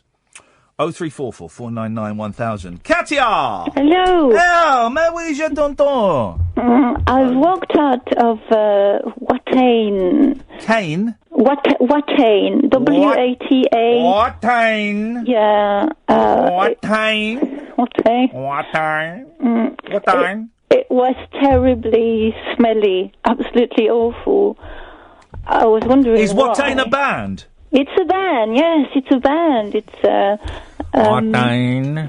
It's because I didn't really know at the time, but they have carcasses on stage. They have carcasses? Yes, oh, God. Jesus. I know. God. No, that's a bit much, really. I mean, guys, listen. Yeah. Alice Cooper was doing that in 1973. Get over it, guys. Carcasses ain't news. You want to be shocking? Have babies on stage. Real babies. Without headphones on. That's shocking. That will get you on the front page of the newspapers, and it'll get you talked about. You want to be shocking? Get babies crawling across the stage without headphones on. Yeah? That is actually shocking. Oh, there's a dead pig. Oh, there's a dead cow. Oh, that ain't nothing. You see them in... You know what? You can see dead pigs and dead cows in shops. They've got them in Tesco's. That's not shocking. They haven't got babies crawling around without headphones on in Tesco's. That is shocking. If you want to get, any band that's starting tonight, maybe there are some young people starting a band tonight and they're thinking, what's our gimmick? We all need a gimmick. Paul McCartney's got the left-handed bass. Frank Sidebomb had the pink tie. The Pink Floyd were crap. Whatever your gimmick. Here's your gimmick. Babies crawling around on the stage. Without headphones. Without headphones. By the way, you've just reminded me, Katia, really, genuinely sad news.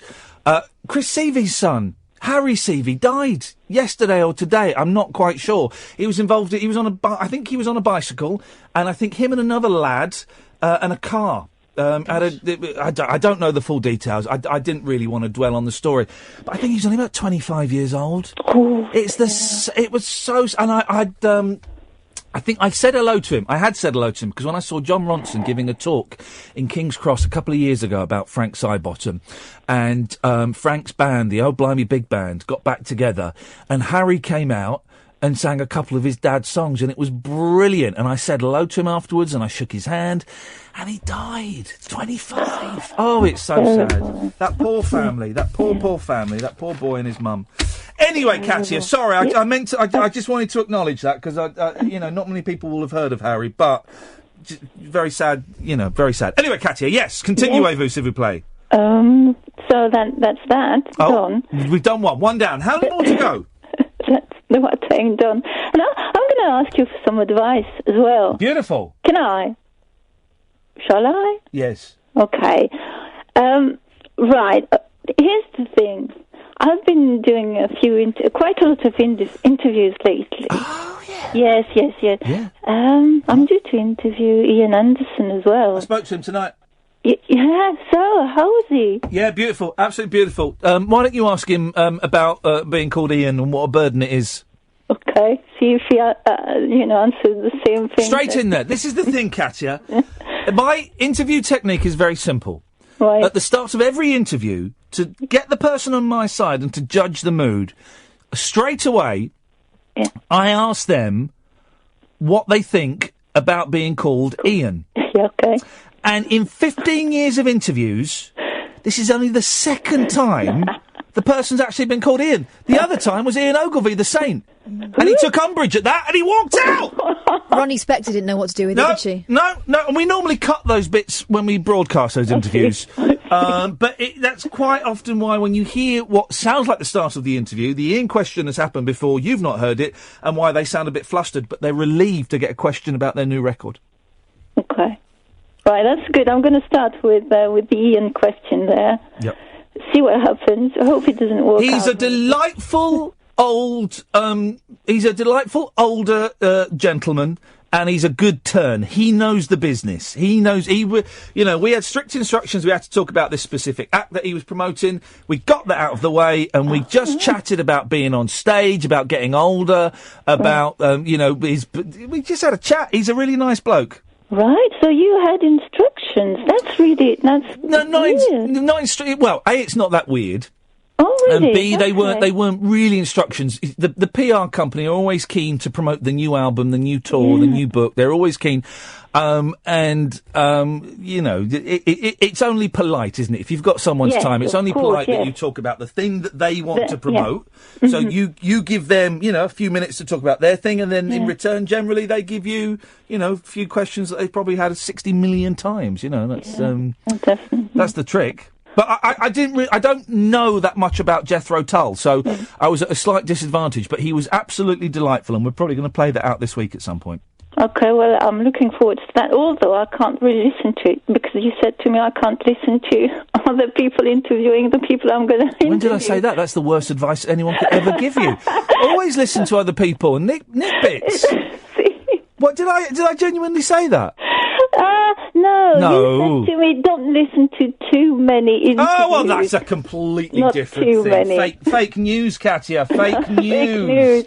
Fake news. Fake news. Okay, so here's my question. What am I going to do with all those interviews? They are being broadcasted. That's really nice of the person who does that. Yes. And it's one-off shows. It's 1 hour one-off shows on Total Rock. But then I don't know. Where do I go from You want there? to monetize them.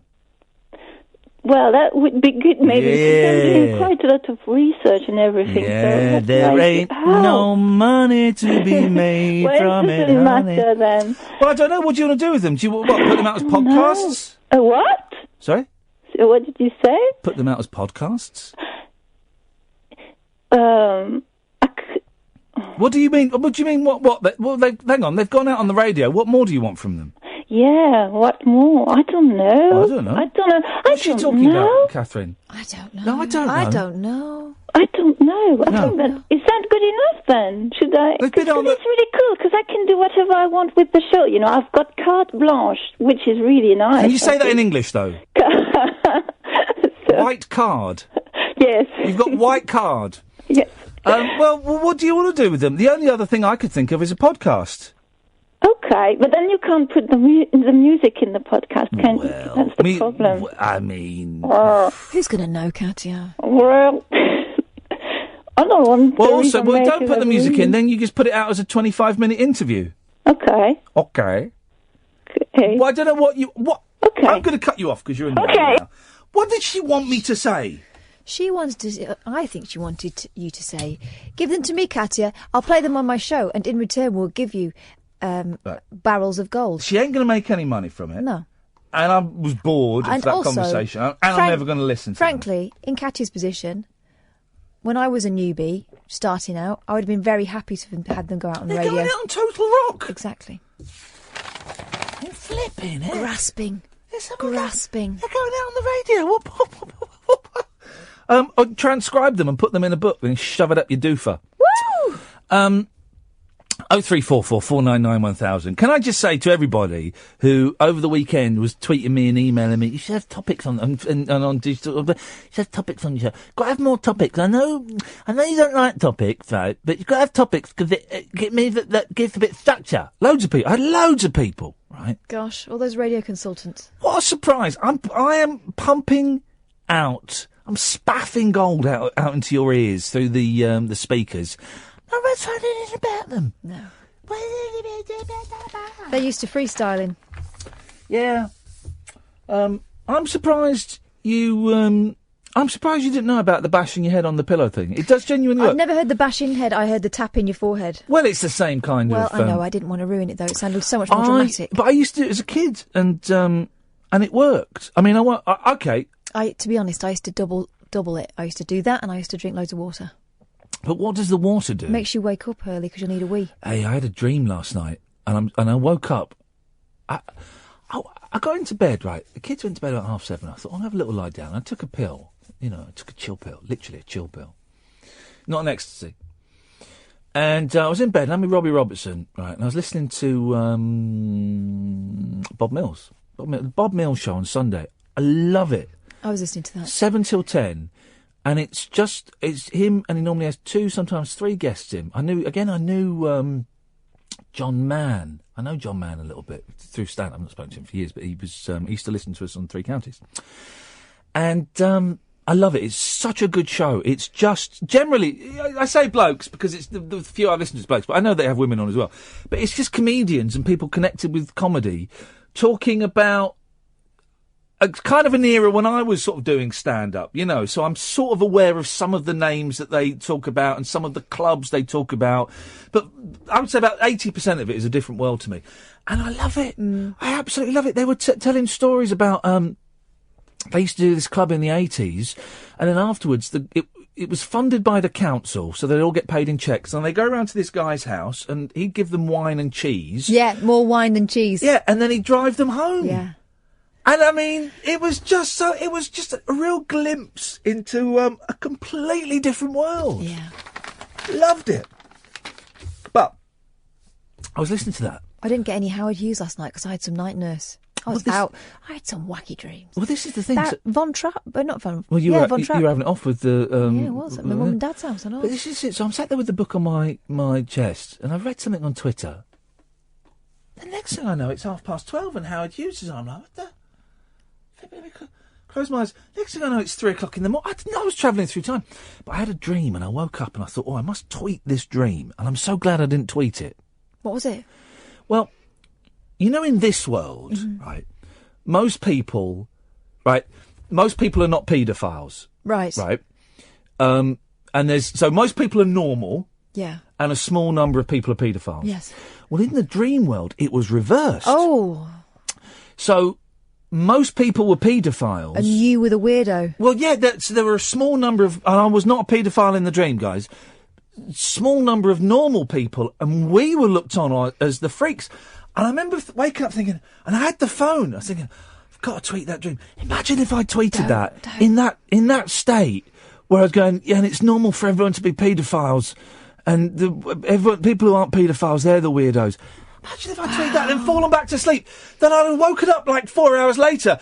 It would have been a Twitter storm. My career would have been over. All because I was tweeting a dream. Dreeting. But I was... Tweeming. I was out.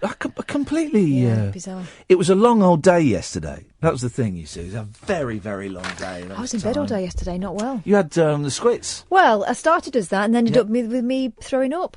How many times did you throw up? Well, I mean, it was in one sitting. So once? Well, but... about 3, 4. Well, but once. Did you go away from the toilet? No. So it was once. You threw up once. Well, no, because it was more than one. Yeah, but that doesn't matter. It was one session of chunder. Well, I could have walked away and come back. It was 4 separate portions. No. Oh, that is disgusting. Actually, that is actually too far. Seriously, leave the studio. That's not even a joke. That is too much, Catherine. Very rarely, but I'm sending you to the sin bin. That was too... No, don't laugh. That was too much. Actually too much. Out. No, get out. That was disgusting. Proper disgusting. There's me tweeting earlier on. I'm really proud that Talk Radio are letting me try something different. And then you... Oh, no, that isn't even funny. Hey, listen, we can pretend we're in a play on Radio 4. Listen. I'm really thirsty, Gran. Don't... Shh. I'm really thirsty, Gran. Don't worry. I'll pour you a drink. That's how they do it on Radio 4. It's on tape. Okay, another hour of this to go. 0344 499 1000. Concerts and plays that you have walked out of. Banging your head on the pillow. Come on, guys. I can't be the only one that knows about this. And Bob Dylan really is... What is the point of that man? I like the fact he exists. I just don't like his terrible music. 0344 499 1000. We call you back. Late Nights with Iain Lee on Talk Radio. Late Night, Iain Lee on Talk Radio. We have ways of making you talk.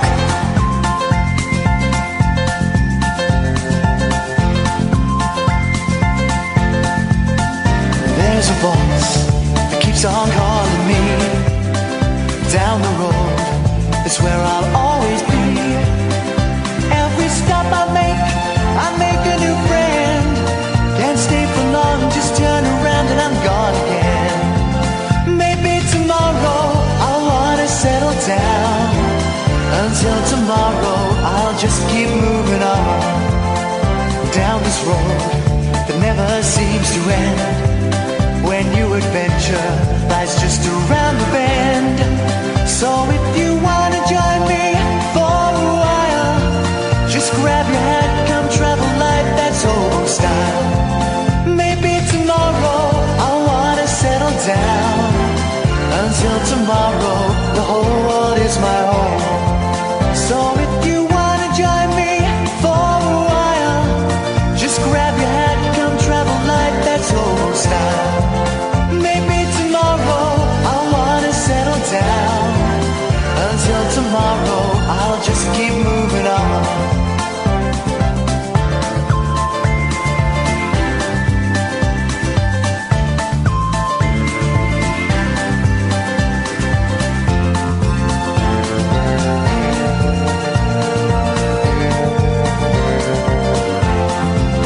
Maybe tomorrow, I'll wanna settle down. Until tomorrow, I'll just keep moving on. There's a world that's waiting to unfold. A brand new tale no one has ever told. We've journeyed far, but you know it won't.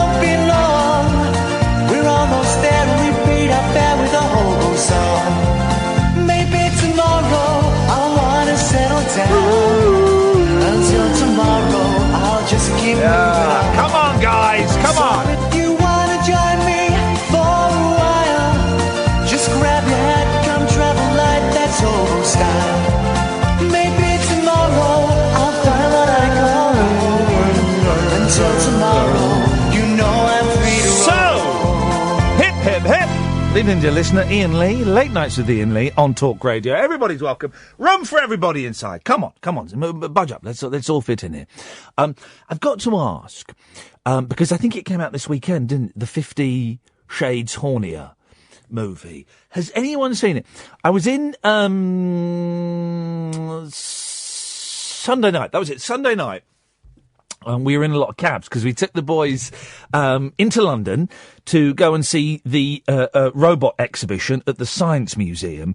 I told you, we didn't book tickets in advance, and we didn't know that the robot exhibition at the Science Museum would be so popular. So we got there, and there was a massive queue. We got there it was about 11. There was a massive queue, and I said to him, all right, off you go. I'll queue. You go off and look at bits and pieces, and I'll see if I can get some tickets.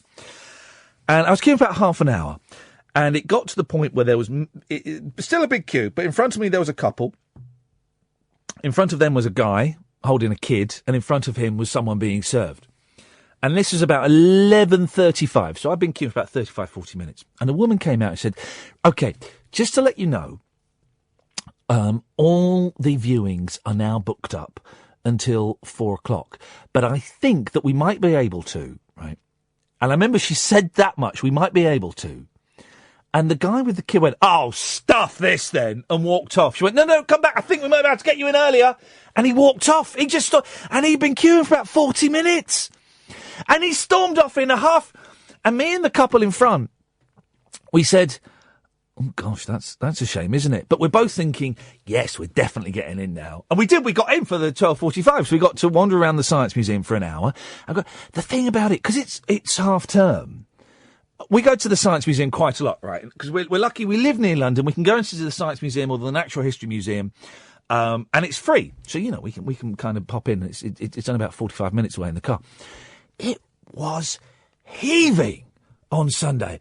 I've never seen anything like it. I've been there when it's busy, but this was awful. I mean, you couldn't see any of the exhibitions. So we wandered around a bit. Then we went to the robot thing. And the robot, 0344 499 1000, by the way, dear listener, if you want to call in, you'll speak to Catherine. She will take your name and she will call you back instantly. The phones are normally a little bit quiet now, so if you're kind of thinking, well, maybe I'd like to call in, now is an excellent time, because sort of around about here it gets a little bit quiet for a little while. Then it kind of picks up again before the end of the show. So we saw the robot exhibition. It was good. I like the exhibitions they have at the Science Museum. It was good. OK, my downsides were there was no Metal Mickey, and it was quite small. Once you'd seen it, you could get through it in about 20 minutes. And we paid like 15 quid a ticket. The kids went for free, of course. The robot baby was, that's the first thing you see. You walk in, there's a robot baby. And it was, the boys liked it and it was good. And we kind of stayed, we went round it twice. We did it and then we went back to the beginning and went round again, and it was a bit emptier the second time. And it was, it was kind of cool. But a lot of the robots were switched off. And, I just felt it was a little bit small. It wasn't my favourite exhibition. That Terminator robot, that was good. And they had a crappy toy robot that I had. I said, well, this exact same toy robot I used to have about 35 years ago. Incredible. Suddenly it was Christmas and my nan and granddad were giving me that robot. It was wonderful. But we were, we got a few cabs. Kind of ferry us around different places. And in one of the cabs, they were listening to Heart, or maybe it was Magic, I don't know. And they were giving shout-outs to people, as they do on these stations, which I should be discussing on BBC Radio 4 this Wednesday. What? I'll tell you later. And they were giving shout-outs to, it was mainly women that were off to see the 50 Shades Hornier film. And just got a text from Janine. She's meeting the girls in half an hour to go and see a little bit of Christian Grey. Looking forward to a fun. And I'm just thinking, well, people are actually good. Did you not see the first film? Didn't you see it? Because it was boring. It was an absolute. It was terrible. It was a stinker of a film. And you want to go and see the second one? Because they go to a masked ball? His masked ball's more like. And loads of people. So if you went to see it, okay, and I know it's a long shot. I know it's a long shot with my audience, but you never know. There might be one or two frustrated middle-aged women listening. I don't know. I know it tends to be generally geeky boys, and that's fine. But maybe there are one or two frustrated women listening. Maybe that's you. Or maybe you're a geeky boy that got dragged along by your frustrated wife or girlfriend. Really, what was it like? Any good? It can't have been any good. The first one was it was so tedious. I told you we took Dennis with us when he was 91 years old. And the scene where Christian Grey opens the door to the sex dungeon and you see all of his toys and accoutrements for the first time, Dennis said really loudly in the cinema, "That looks like my spare room, that does." Flippin' heck. Shut up, Den. We don't need to know about that. But I just can't imagine anybody thinking... I really thought that after the first film, that was it. They were going to knock it on their head, so to speak. And they weren't going to make any more because it was such a turkey. So there's a spoof of it, isn't it? 50 Shades of Black. And it's a black comedy. And I don't mean black comedy as in tragedy. I mean, it's black people. It's like sort of Scream is what Scream is to horror films. It's a comedy. It's a spoof. It's black people. And that seemed... I've only ever seen the trailer. You know, maybe one day if I'm very, very bored in a hotel room and it's on, I might watch that. But that seemed to be the joke. That was the joke. So, dear listener, you've asked for more topics. You've got more topics. Have you been to see 50 Shades Hornier? Banging your head on the pillow. Your ghost stories, please, after we spoke to a genuine ghost hunter. And anything else you want to call in about. You know the rules, guys. I sit here and I talk nonsense, and you can call in about this stuff, or you can call in about any other bits and pieces, what you fancy. Really simple. Phone's always a little bit quiet at this time of night, so if you want to give me a call, now would be an excellent time. 0344 499 1000. Late Nights with Iain Lee on Talk Radio. Late Night Iain Lee. Unfiltered night talk with the original king of unconventional conversation on Talk Radio. We have ways of making you talk. And here's the thing. So we went to... it was a busy day Sunday with the kids. So we went and saw the thing. And then we decided to take the kids to our favourite restaurant that I've not been to for years. Japanese restaurant, Arbeno. And it's they cook this food called economiyaki. And it's where they cook it on the table in front of you. So the table is like a hot grill. Right? There's a big metal grill in there. And we got there, and we got there just in time. And then we only waited 15 minutes. Tiny little place. And we sat down, and then loads of people came in. And we were saying to the boys, right...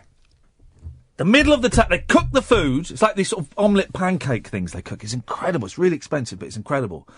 He said, right, the middle of the table is hot. You must not touch it. It is a cooker. Do not touch it. Do you understand? Yes, Dad. It's the silver bit, right? It's a table, and the silver bit in the middle is hot. It is a cooker. Under no circumstances must you touch it, because you'll end up going to hospital. Yes, Dad. Yes, Dad. We sat down. First thing the youngest kid did was put his hand on it. And he went, ah! And of course, I told him off. And he burned. You know, his flesh was coming off of his fingers. Oh, dear. It wasn't quite that bad. But I did tell him off. And I did think, well, I would have done that, actually. Yeah, I would have as well. But we had that, and they ate it. I was amazed they ate it, because it was a strange-looking food. And expensive. Normally means I won't eat it. Yeah, it was really expensive, actually. But it's my favourite thing. I haven't had it for years and years and years. I love it. And then afterwards, we said, because we were in London and we don't take the boys up to London that often, they'd heard about the Lego store, which is just opposite. It's in Leicester Square. And it's only opened the last 3 months or so. And it's just opposite M&M World. Now, M&M World, right, is a massive 3-floored superstore. Of M&M's. M&M's. And also I'd noticed they'd stolen 0344 499 1000. It said M&M's, the sweet that melts in your mouth, not in your hand. No, that's minstrels. That's Minstrels, isn't it? Yeah. They nick Can you just go and nick? I think they probably own Minstrels. Minstrels lines there. So there's a giant, and I've been in the M&M store just because I saw it and I couldn't believe there was a shop dedicated to M&Ms. There's one in New York, isn't there? Yeah, probably. Yeah. Well, but the Americans are stupid like that. We understand that. In Leicester Square, where the Swiss Centre used to be, they've got rid of the Swiss Centre. What was that? It was the centre for Swiss things. There was a clock and a thing. I remember it. I never the went in clock it. is still there now because they put it on a thing. But I never went in it. See, I was in Leicester Square like just before Christmas. Proper busy. It was proper busy. Yeah. And I saw the Lego store. Yeah. Because that opened in November, didn't it? Something like that. And there was a queue outside there, and I thought, that'd be because it's new. Well, this is the thing. Why would you queue up to go in a shop? I've walked past it, but I've walked past it like about 7 in the evening when we've been off to see a screening or something, and it's a shop. We got there, and they had barriers out. Yeah. And there were 300 people, and there was security there. And I said, what are they queuing for? To get in the Lego store. I went, are you having a lot? 300 people are queuing. I was saying this all to the guy. I said, 300 people are queuing up. There's not like a celebrity in there. They've not got Lego Batman in there. I said, no, it's just I said, they're queuing up for a shop. Bearing in mind, I'd said to the boys, we are not buying anything. You've still got, my eldest has still got the Ewok village that he got for Christmas that he's not finished. Mm-hmm. So we're not buying anything. We'll go and have a look. And we got there, and it was 4:15, and it was starting to get dark, and it was cold. And I said, how long's this queue going to last? And he went, it was about half an hour. He said it was worse earlier. It was about an hour earlier. Wow. And my wife was all like, well, let's go home. I said, do you know what? We're here. Let's see where we are in 15 minutes. Let's see how far we've moved. And if the boys get bored, we can blah, blah, blah, blah, blah, blah, blah, blah. And we did, and we queued for 30 minutes to get into a Lego shop. Bearing in mind, we live around the corner and get free tickets to Legoland. So and we got in there, and I walked in and I went, is this it? It's tiny. It's 2 floors, the ground floor and the first floor. It's tiny. There's a Lego underground train. Mm-hmm. There's a Lego phone box, Lego Big Ben, that's all right. And then that's it. And fair play. That is amazing marketing genius to get people to queue up for a shop. If you walk 10 minutes up Regent Street, you go to Hamleys, and they've probably got just as much, if not more, Lego. I tell you what they did have that was brilliant, right? They had this screen, like this screen. You stood over at the screen, and you were on the screen. It was like a camera on you. If you held up a box of Lego, the Lego would build in front of you on the screen, and it would show you what was in it, and then it would act out a little scene with all the characters and stuff. So if you held up like a small one, it would just build that scene. If you held up the Millennium Falcon, it would build that, and the top would come off, and you could see all the people running around inside it, then it would fly off out of the thing. That was incredible.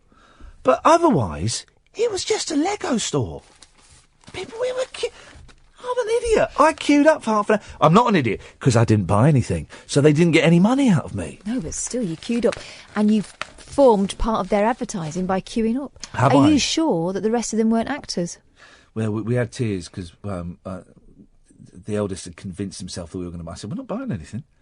But burst into tears. I said, now, we've just spent a fortune on... No, that is ungrateful. We had a bit of an argument. Oh, dear. Oh, well, they've got to learn. Well, we've got to learn. We had an argument, and then we got into another cab, and he was sat in the back, and he was crying, and I had stern words with him in the cab, and then I put my hand on... I reached behind, because I was sat in the front, and I put my hand on his lap, and then I took my hand back, and I got my pocket, and I pulled out my fake finger and put it in there, and dropped it on his lap, and he screamed, and we were friends again. Yeah, good. So that was all right, but... It's hard, isn't it, when they start getting used to treats? Mine... I occasionally, after school, I'll take them to this little cafe and get them a hot chocolate. And it got to a point where they're saying, are we going today? And I won't take them if they ask. Oh, I pick the youngest up from school twice a week, and I will take him, and we'll go and get a cake and a coffee and something. But let's just say that sometimes the boys go out with people who spoil them more than perhaps I think is acceptable. And so whenever I go out to the toy shop with them, can we buy this? No. It's only small. You don't get something every time you come out. No. Here we go. Here's an email. talkradio.co.uk. Hi. I'm a book author and a nationally known travel and vacation expert here in the United States.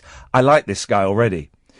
I just wanted to let you know, I will be in the UK the first week of July, and I am available for interview on all things travel and vacation, especially amusement parks and thrill rides.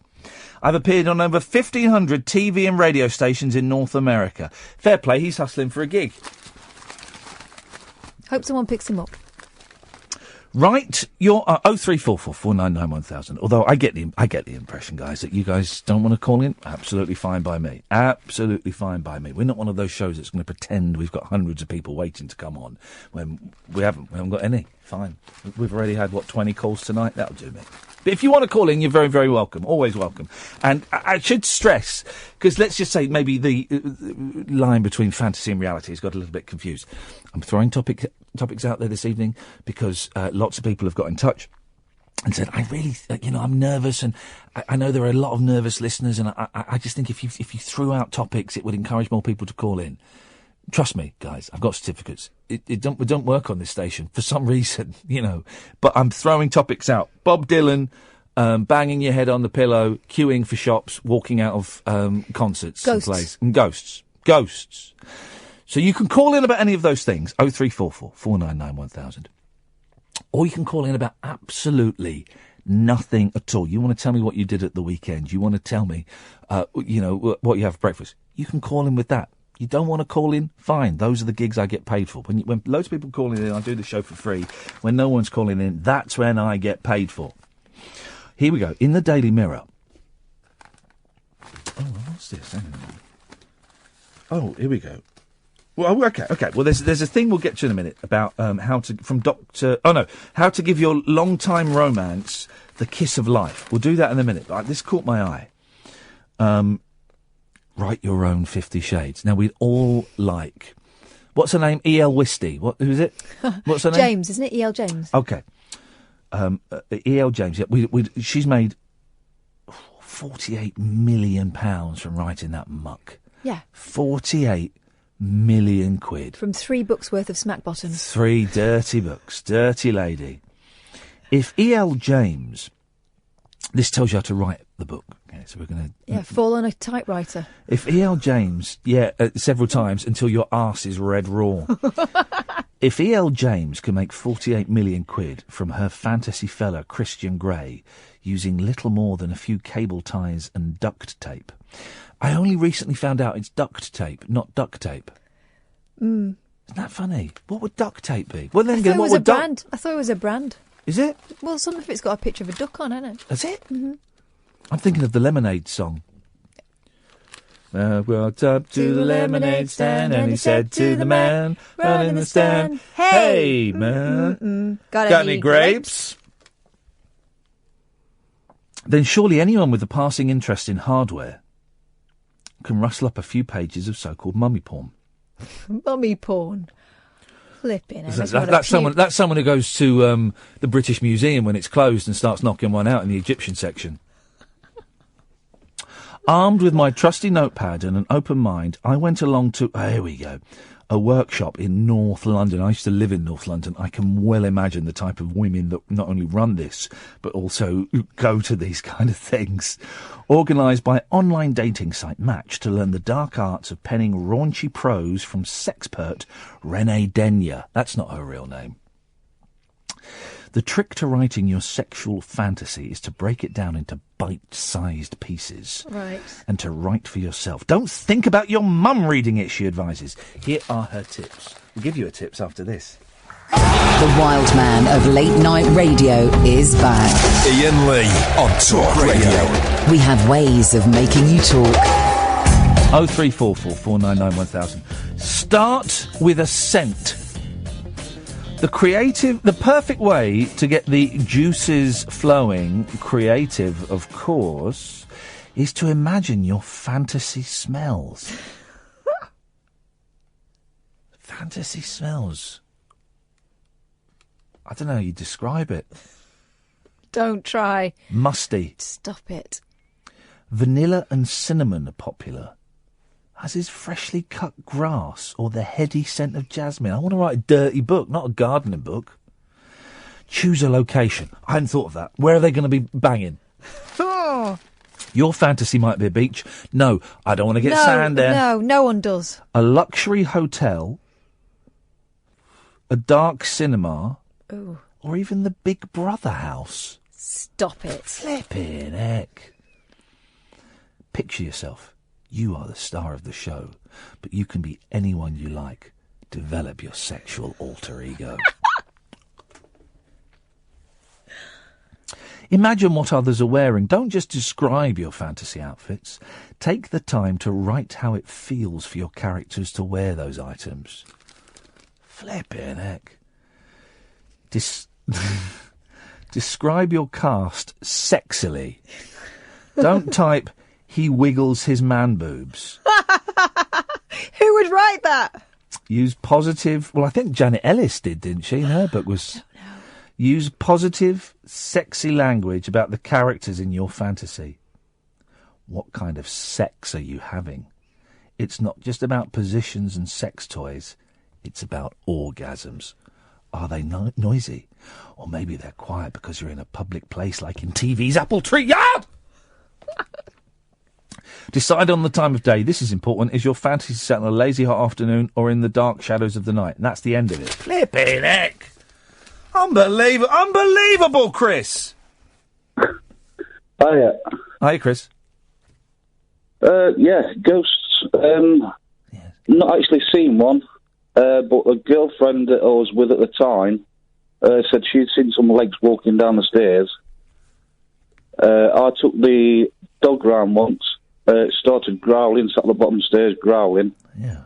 And the fourth or fifth step up always creaked when you stood on it. And that started creaking. What?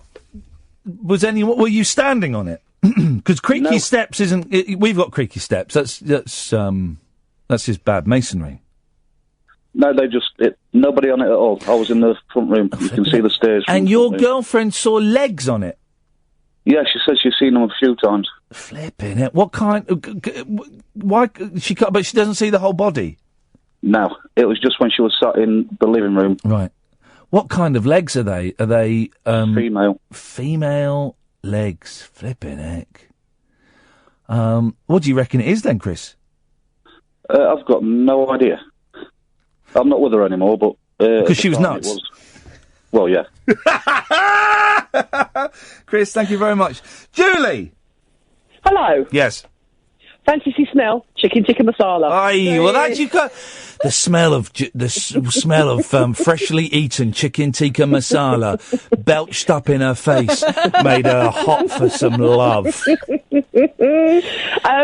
I was phoning to say, I've done the bashing head on pillow thing. Yeah, and thank you. Where were you 2 hours ago when I was breaking the news to people this works? Well, do you know what? I assumed it was just a widely known thing. Yes, it's science. It's like a bit like since I was a teenager, since I was like a small kid, that's what you did. Yeah. I mean, I tend to use an alarm, but I'd forgotten about it, to be quite honest, till you said it. And it does work. Of course it works. And this is like ancient... I must remember to tell my boys this, because they need to know this. This is like ancient... I want to say medicine, but that isn't the word. But this is ancient wisdom. This is ancient wisdom. It's quite good fun as well, kind of bashing your head on the pillow a few times. Well, I don't get out. How many pillows you got, Julie? 2. Catherine? But I tend to push them out the way and put my head flat if I'm lying on my front. You're a one, are you? One, yeah. I'm a or four. None. I'm a 4er. I like 4 pillows. Yeah, I like my head to be elevated significantly, and I think that's what makes me so creative. Okay. Do you? Yeah, I do. I can't sleep. 0, not happening. 1, that's not happening. 2, well, yeah, but then I've got to fold one over, so it's like 3.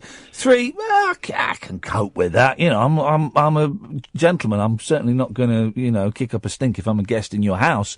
But 4 is the prime position of the neckature and the headature. No. What type of pillows do you have? Do you have like duck down, goose down, or? Well, I like feathers. It's got to be feathers because I like to be able to plump them. But I don't like those ones. They're like it's just like a bit of fun. We've got some. I've got one of them on the bed. is, I've only got 3 pillows at the moment for various reasons, but the bottom one is like a bit of foam, so you can't plump it up or anything. See, I can't have feathers, so I'm allergic. Oh, no one's allergic to feathers. I am allergic. That is ridiculous. I am. So I've got one of them memory foam ones. Oh, and it's like God's putting your sakes. head on some wet sand. It feels weird at Custard. first. Yeah, you kind of go... And then it sort of moulds to your... Well, memory foam. It moulds to your shape. And the mattress is that as well. So, again, it is like... I tell you what I like the look lying of. on wet sand. The double beds you get, where you can adjust one side of the bed. So, like, you can have one side sits up and you're reading, the other side's flat, and then you can put Like yours old down. people's beds. Yeah. Yeah, I like old people's beds. And that is that's the one thing that I miss having. I'm now at home from being in hospital. That's the one thing I miss is the bed where you can raise your feet and your head. And My mum in the care home, she's got one of those beds, and it's got like sides on it, so she doesn't fall out of the bed, and you can raise it, do all kinds of stuff. And whenever we go and we ever take the boys to see her, the two things they do is normally mum will be sort of sat in the communal area, and we'll go and meet her, and we say, "Oh, mum, should we go back to your room?" And the boys go, "Can I drive Nanny Linda?" Because she's in an electric wheelchair. So they'll take it in turns. One will sit on her lap. Oh dear. One of them will, and they're getting quite big, the boys, will sit on her lap and will steer the electric wheelchair quite badly. And then they get into the room and they go, "Can we play on Nanny Linda's bed?" And they just want to sit on the bed having fights and making it go up and down and go into really weird positions. Yeah. My poor mum, who's suffered enough, and she's got these 2 lunatics jumping up and down on her and ruining her bed. I bet she loves it. Yeah, she does love it. Of course she loves it. I've also stayed in our haunted house. Have you, though? Well, and how much did it cost you? No. Well, Boldsworth, formerly known as Ray Peacock. Yes. He does a podcast called The Parapod. Yeah. And I won a Lister competition to stay in the country's most haunted house, apparently. What's it called? Called 30 East Drive. Okay. And I really wanted something to happen. No, I bet it didn't. And we stayed overnight. No. No, of course not. But I was just disappointed. It was cold. Well, so when we went to that... "Oh, do you feel that patch of cold?" It's like, well, you're standing by a window. We went to that haunted pub, didn't we? And it was... I don't believe... yes, there may or may not be ghosts in the world, I don't know. There weren't any in that pub. I think that the fact that there were about 25 people wearing commando gear traipsing around killed the mood somewhat. And they were it went from like 5 ghosts to about 21 ghosts, including the dead baby that his missus had aborted. I mean, when they started throwing that around, I thought, yeah, I don't think I want to be here anymore. No, it was odd. It was odd, but not in a good way. It's interesting, and I enjoyed the chat we had with the ghost hunter earlier on, but it did pique my interest when I said, "Oh, what are the chances of coming to your top secret location? How much are you going to pay me?" I just thought, oh, right, okay, right, that's the kind of... But the house that we stayed in, usually they do hire that out, and it's just a kind of small terraced house, and it's like something like £600 for the night. Yeah. It is. If you can say your place is haunted, it's a licence to print money, Julie. It is. You can make an absolute fortune Because if from nothing it. happens, if nothing happens, they just say, "Oh well, spirits don't play this game." Yes. Load of old nonsense. Julie, thank you very much indeed. 0344 499 1000. So it's Valentine's Day now. Jesus. Suckers Day. Well, if you're lucky, it could be Suckers Day. I don't really know the thing. So lots of the papers are doing ways to spice up your relationship. We watched that First Dates. First Dates, yeah. I've never. Is that been going for a while? Yeah, I really like it. I bet it's made by the same people that make Gogglebox. It looked like Gogglebox. It might be. It looked rubbish, I'll be honest. Oh, I like it. It was silly. But it reminded me of a programme, and you didn't remember this. It used to be on BBC Three, maybe when it was called BBC Choice. And it was filmed in a... Does anyone else remember this? It was filmed in a restaurant. And there'd be like 30 tables. It's like a proper restaurant. Is it called The Restaurant or something? No, it was... I thought it was called Dinner Dates. No, Dinner Date's different. Yeah, or... I don't know. Well, I thought it was called Dinner Date, something like that. And it would be all the tables, cameras out, hidden cameras. I mean, they knew they were being filmed, but the cameras were unobtrusive, and all the tables were mic'd up. And every now and then you'd kind of zoom in on someone's conversation. No, you say and that, I do remember Boy George was in one, because it was like civilian punters. And every now and then you'd get a celebrity like Boy George, and it would like, you hear Boy George going, "Oh, look at the state of her, she's like a miserable old cow, didn't she?" And it was that, and you'd kind of listen, and just as the conversation was getting interesting, you'd be whisked off to the other side of the... Does anybody remember that? Am I the only person that remembers it? And I think it was BBC Three. I don't think it was BBC Two. This is the problem with BBC Three. I like BBC Four because we watched the new watercolour challenge on there. But BBC Three and BBC Four, to a certain extent, show things that would normally be on BBC Two, so they would get a bigger audience. That watercolour challenge was brilliant. It was better than the Great British Bake Off, which I've only ever seen the last 15 minutes of the last ever episode. But I, if that was on BBC Two, I'd watch that. I'd dig that. I would get a much bigger audience. But does anybody else, and this is genuine, the last 20 minutes, okay, does anybody remember this programme I'm talking about, where it was just like, I don't even really remember how it worked. And it looked a bit, the camera work was a bit ropey. Do you remember the first couple of series of Big Brother? When we hadn't really developed the technology to film things particularly well, secretly, covertly. So often it was like fixed cameras, and the picture was a bit like security footage. Mm-hmm. It was like that. I remember it looking a bit like security footage. 0344 499 1000, if anyone remembers what it is. Late Nights with Iain Lee on Talk Radio. Uncut after-hours conversation for the up-all-night generation. Late Night Iain Lee on Talk Radio. We have ways of making you talk. I am reliably informed by my sister it was called Diners. It was called Diners. I was on the pilot, she says, brackets, I got a free meal. So you should. By the way, there's a great phoning topic. What have you done for free food? 0344 499 1000. I signed up to a credit card once because they gave me a Kit Kat. What idiots. I went and watched some trial adverts for an hour because they were going to give me £5, and that paid my train fare into London. Yeah. Here we go. So the Express has got the guide to the perfect Valentine's Day. Ignore it, I say. But the Mirror has got Be My Valentine Again. How to give your long-time romance the kiss of life. And it's got tips. Right. From Siobhan McNally. Siobhan's a strange name, isn't it? How does BH become VO? Because it's Gaelic. There's a joke about Gaelic. Don't. Or Gay Byrne. Double don't. He's a television presenter. I know. That's an unfortunate name. Gay Byrne. Ouch. Siobhan. Siobhan. She's got some tips. Snogging's not just for spotty teens. Here we go. Sometimes it's hard to believe that you once spent an entire year clamped to the face of that bloke now gently snoring in the bed next to you. You glowed with happiness back then. Although, in fairness, that was probably caused by the shaving rash. Oh, it's jokes. It's bare jokes. Sorry, I thought it was going to be a serious thing. Mum of 3, Hazel Reeves from Basingstoke, has been married to Stuart for 24 years and has found a surprisingly domestic way to revive those wild days. Oh, God, what? She revealed, "We set the timer on the oven and snog for longer than a minute." Thing is, I don't know how to set the timer on the oven. We'd be there for ages going, right, well, hang on. No, that's... Also, isn't it horribly mechanical? Literally. If the kids aren't around, then one thing leads to another. Number 2. What, before the timer buzzes? Set the alarm on Sundays for sex, or just bash your head 5 times. It's a sad fact of modern life. We can access any type... This reminds me. We can access any type of sex at the touch of a fingertip.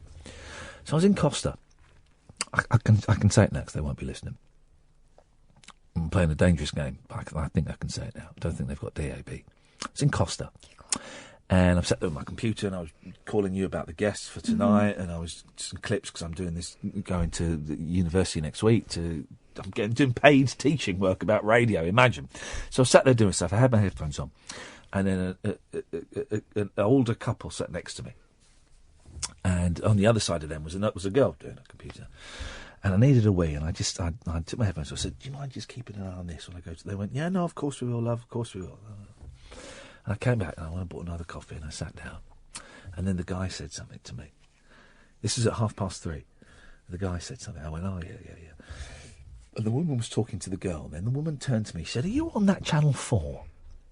I said, no, I haven't been for a long time, but I have been.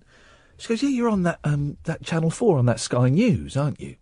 I went, oh, OK. Yeah, sometimes. She goes, yeah, you do the papers on Sky. I said, yeah, sometimes I do. Yeah. She went, oh, I thought it was you. This is 3:30. I thought it was you. I really did. And I was saying to I won't mention their names. I remember their name. I thought it can't be him, and I thought it was him, and then I just thought it was. They didn't stop talking until 5:00. Oy. An hour and a half. Gosh, that's hard for you. Can I give you 2 questions that they gave me? No, and as soon as they said them, I thought, this is going to end badly. What do you think about Brexit? Oh, no. So then, do you like Trump? No. They obviously hadn't been paying attention to your appearances. I will be honest. They were. They were absolutely delightful, and within 10 minutes, I thought, I ain't getting no work done. And do you know what? I don't mind, because they were very, very entertaining, and I know all about their grandchildren. One plays football and is hoping to get in the under-16s England team. One it wants to be an actor and a dancer, and she signed up. I know all about it. I know all about. I actually, they were a really nice couple, and it was one of those things. 10 minutes into, I thought, I'm in. Work. I'm in, and we had a really nice chat. I know all about their holiday to Cuba. Oh, and have they been already? And the holiday to Cuba was 15 minutes after they stood up and put their coats on. And they're stood there, and then they started talking about Cuba. Have they been yet, or are they still going? No, they've been. They went years ago. Did they get the trots? Because I did. No, they went years ago, and a lovely couple there bought them a bottle of champagne because it was their wedding anniversary, and the Queen Mum's equerry was there, and there was a lovely couple called Stella and Martin were there. I know all of honestly. Gosh, down to the names. I know all of this stuff. Then we talked about Japan a bit because they mentioned something, and I did this out of spite to myself. They mentioned something, and then they turned to go and I went, "Oh, well, that reminds me," and I called them back. I thought, do you know what? I'm having more of this. I called them back, and we talked about Japan for a little bit, talked about Trump, talked about Brexit, talked. Are they pro both? Yeah. Oh, yeah, of course they were.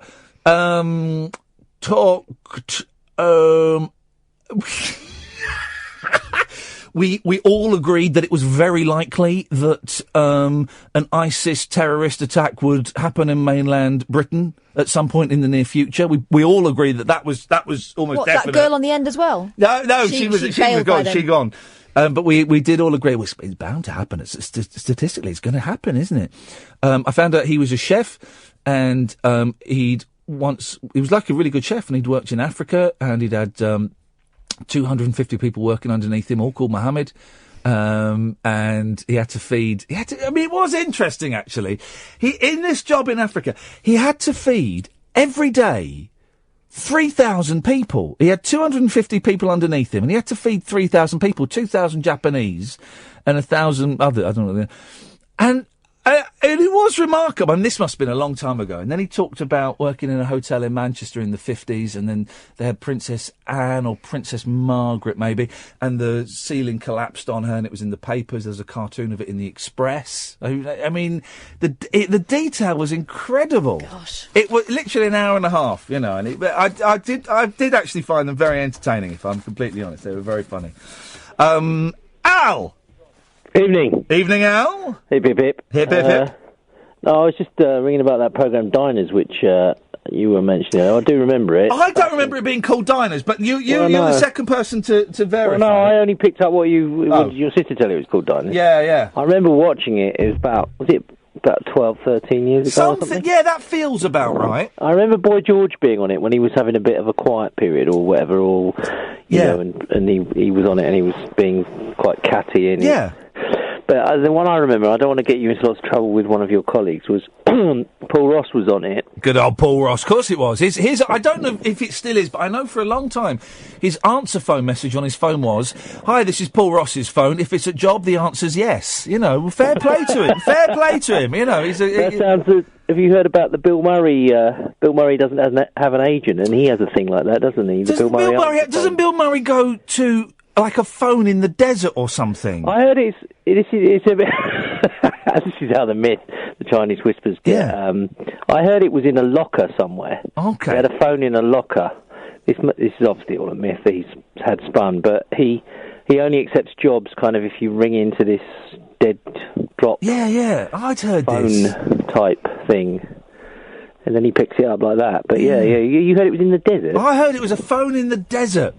And he would go out to this phone like once a month and something like that. I don't know. Someone's had a lot of fun making this story up. Yeah, he goes out to the Joshua tree and he opens the back of it and he pulls out the... Can I just say, someone is saying, I did one pillow headbang too many, how do I undo the extra hour in bed? You have to go all the way round the clock and do it. You have to go all the way round again. That is true. So if you wanted to wake up... to the next day? No. If you wanted to wake up at 6 and you bang 7, you then got to do 8, 9, 10, 11, 12, 1, 2, 3, 4, 5, 6, 7, 8, 9, 10, 11, 12, 1, 2, 3, 4, 5, 6. Gosh. Then that'll do it. Complicated. Yeah, no, it's not that complicated. It's simple. Anyway, go on, Al. Painful arithmetic. No, Paul Ross was on it, and I don't want to get Paul Ross to accuse me of libeling him, but... well, then don't, because I don't want to get... I don't either. I like Paul. He's a good lad. He won't sue me. He's been through enough. But I seem to remember him saying how much he loved Kathy Burke. Yeah.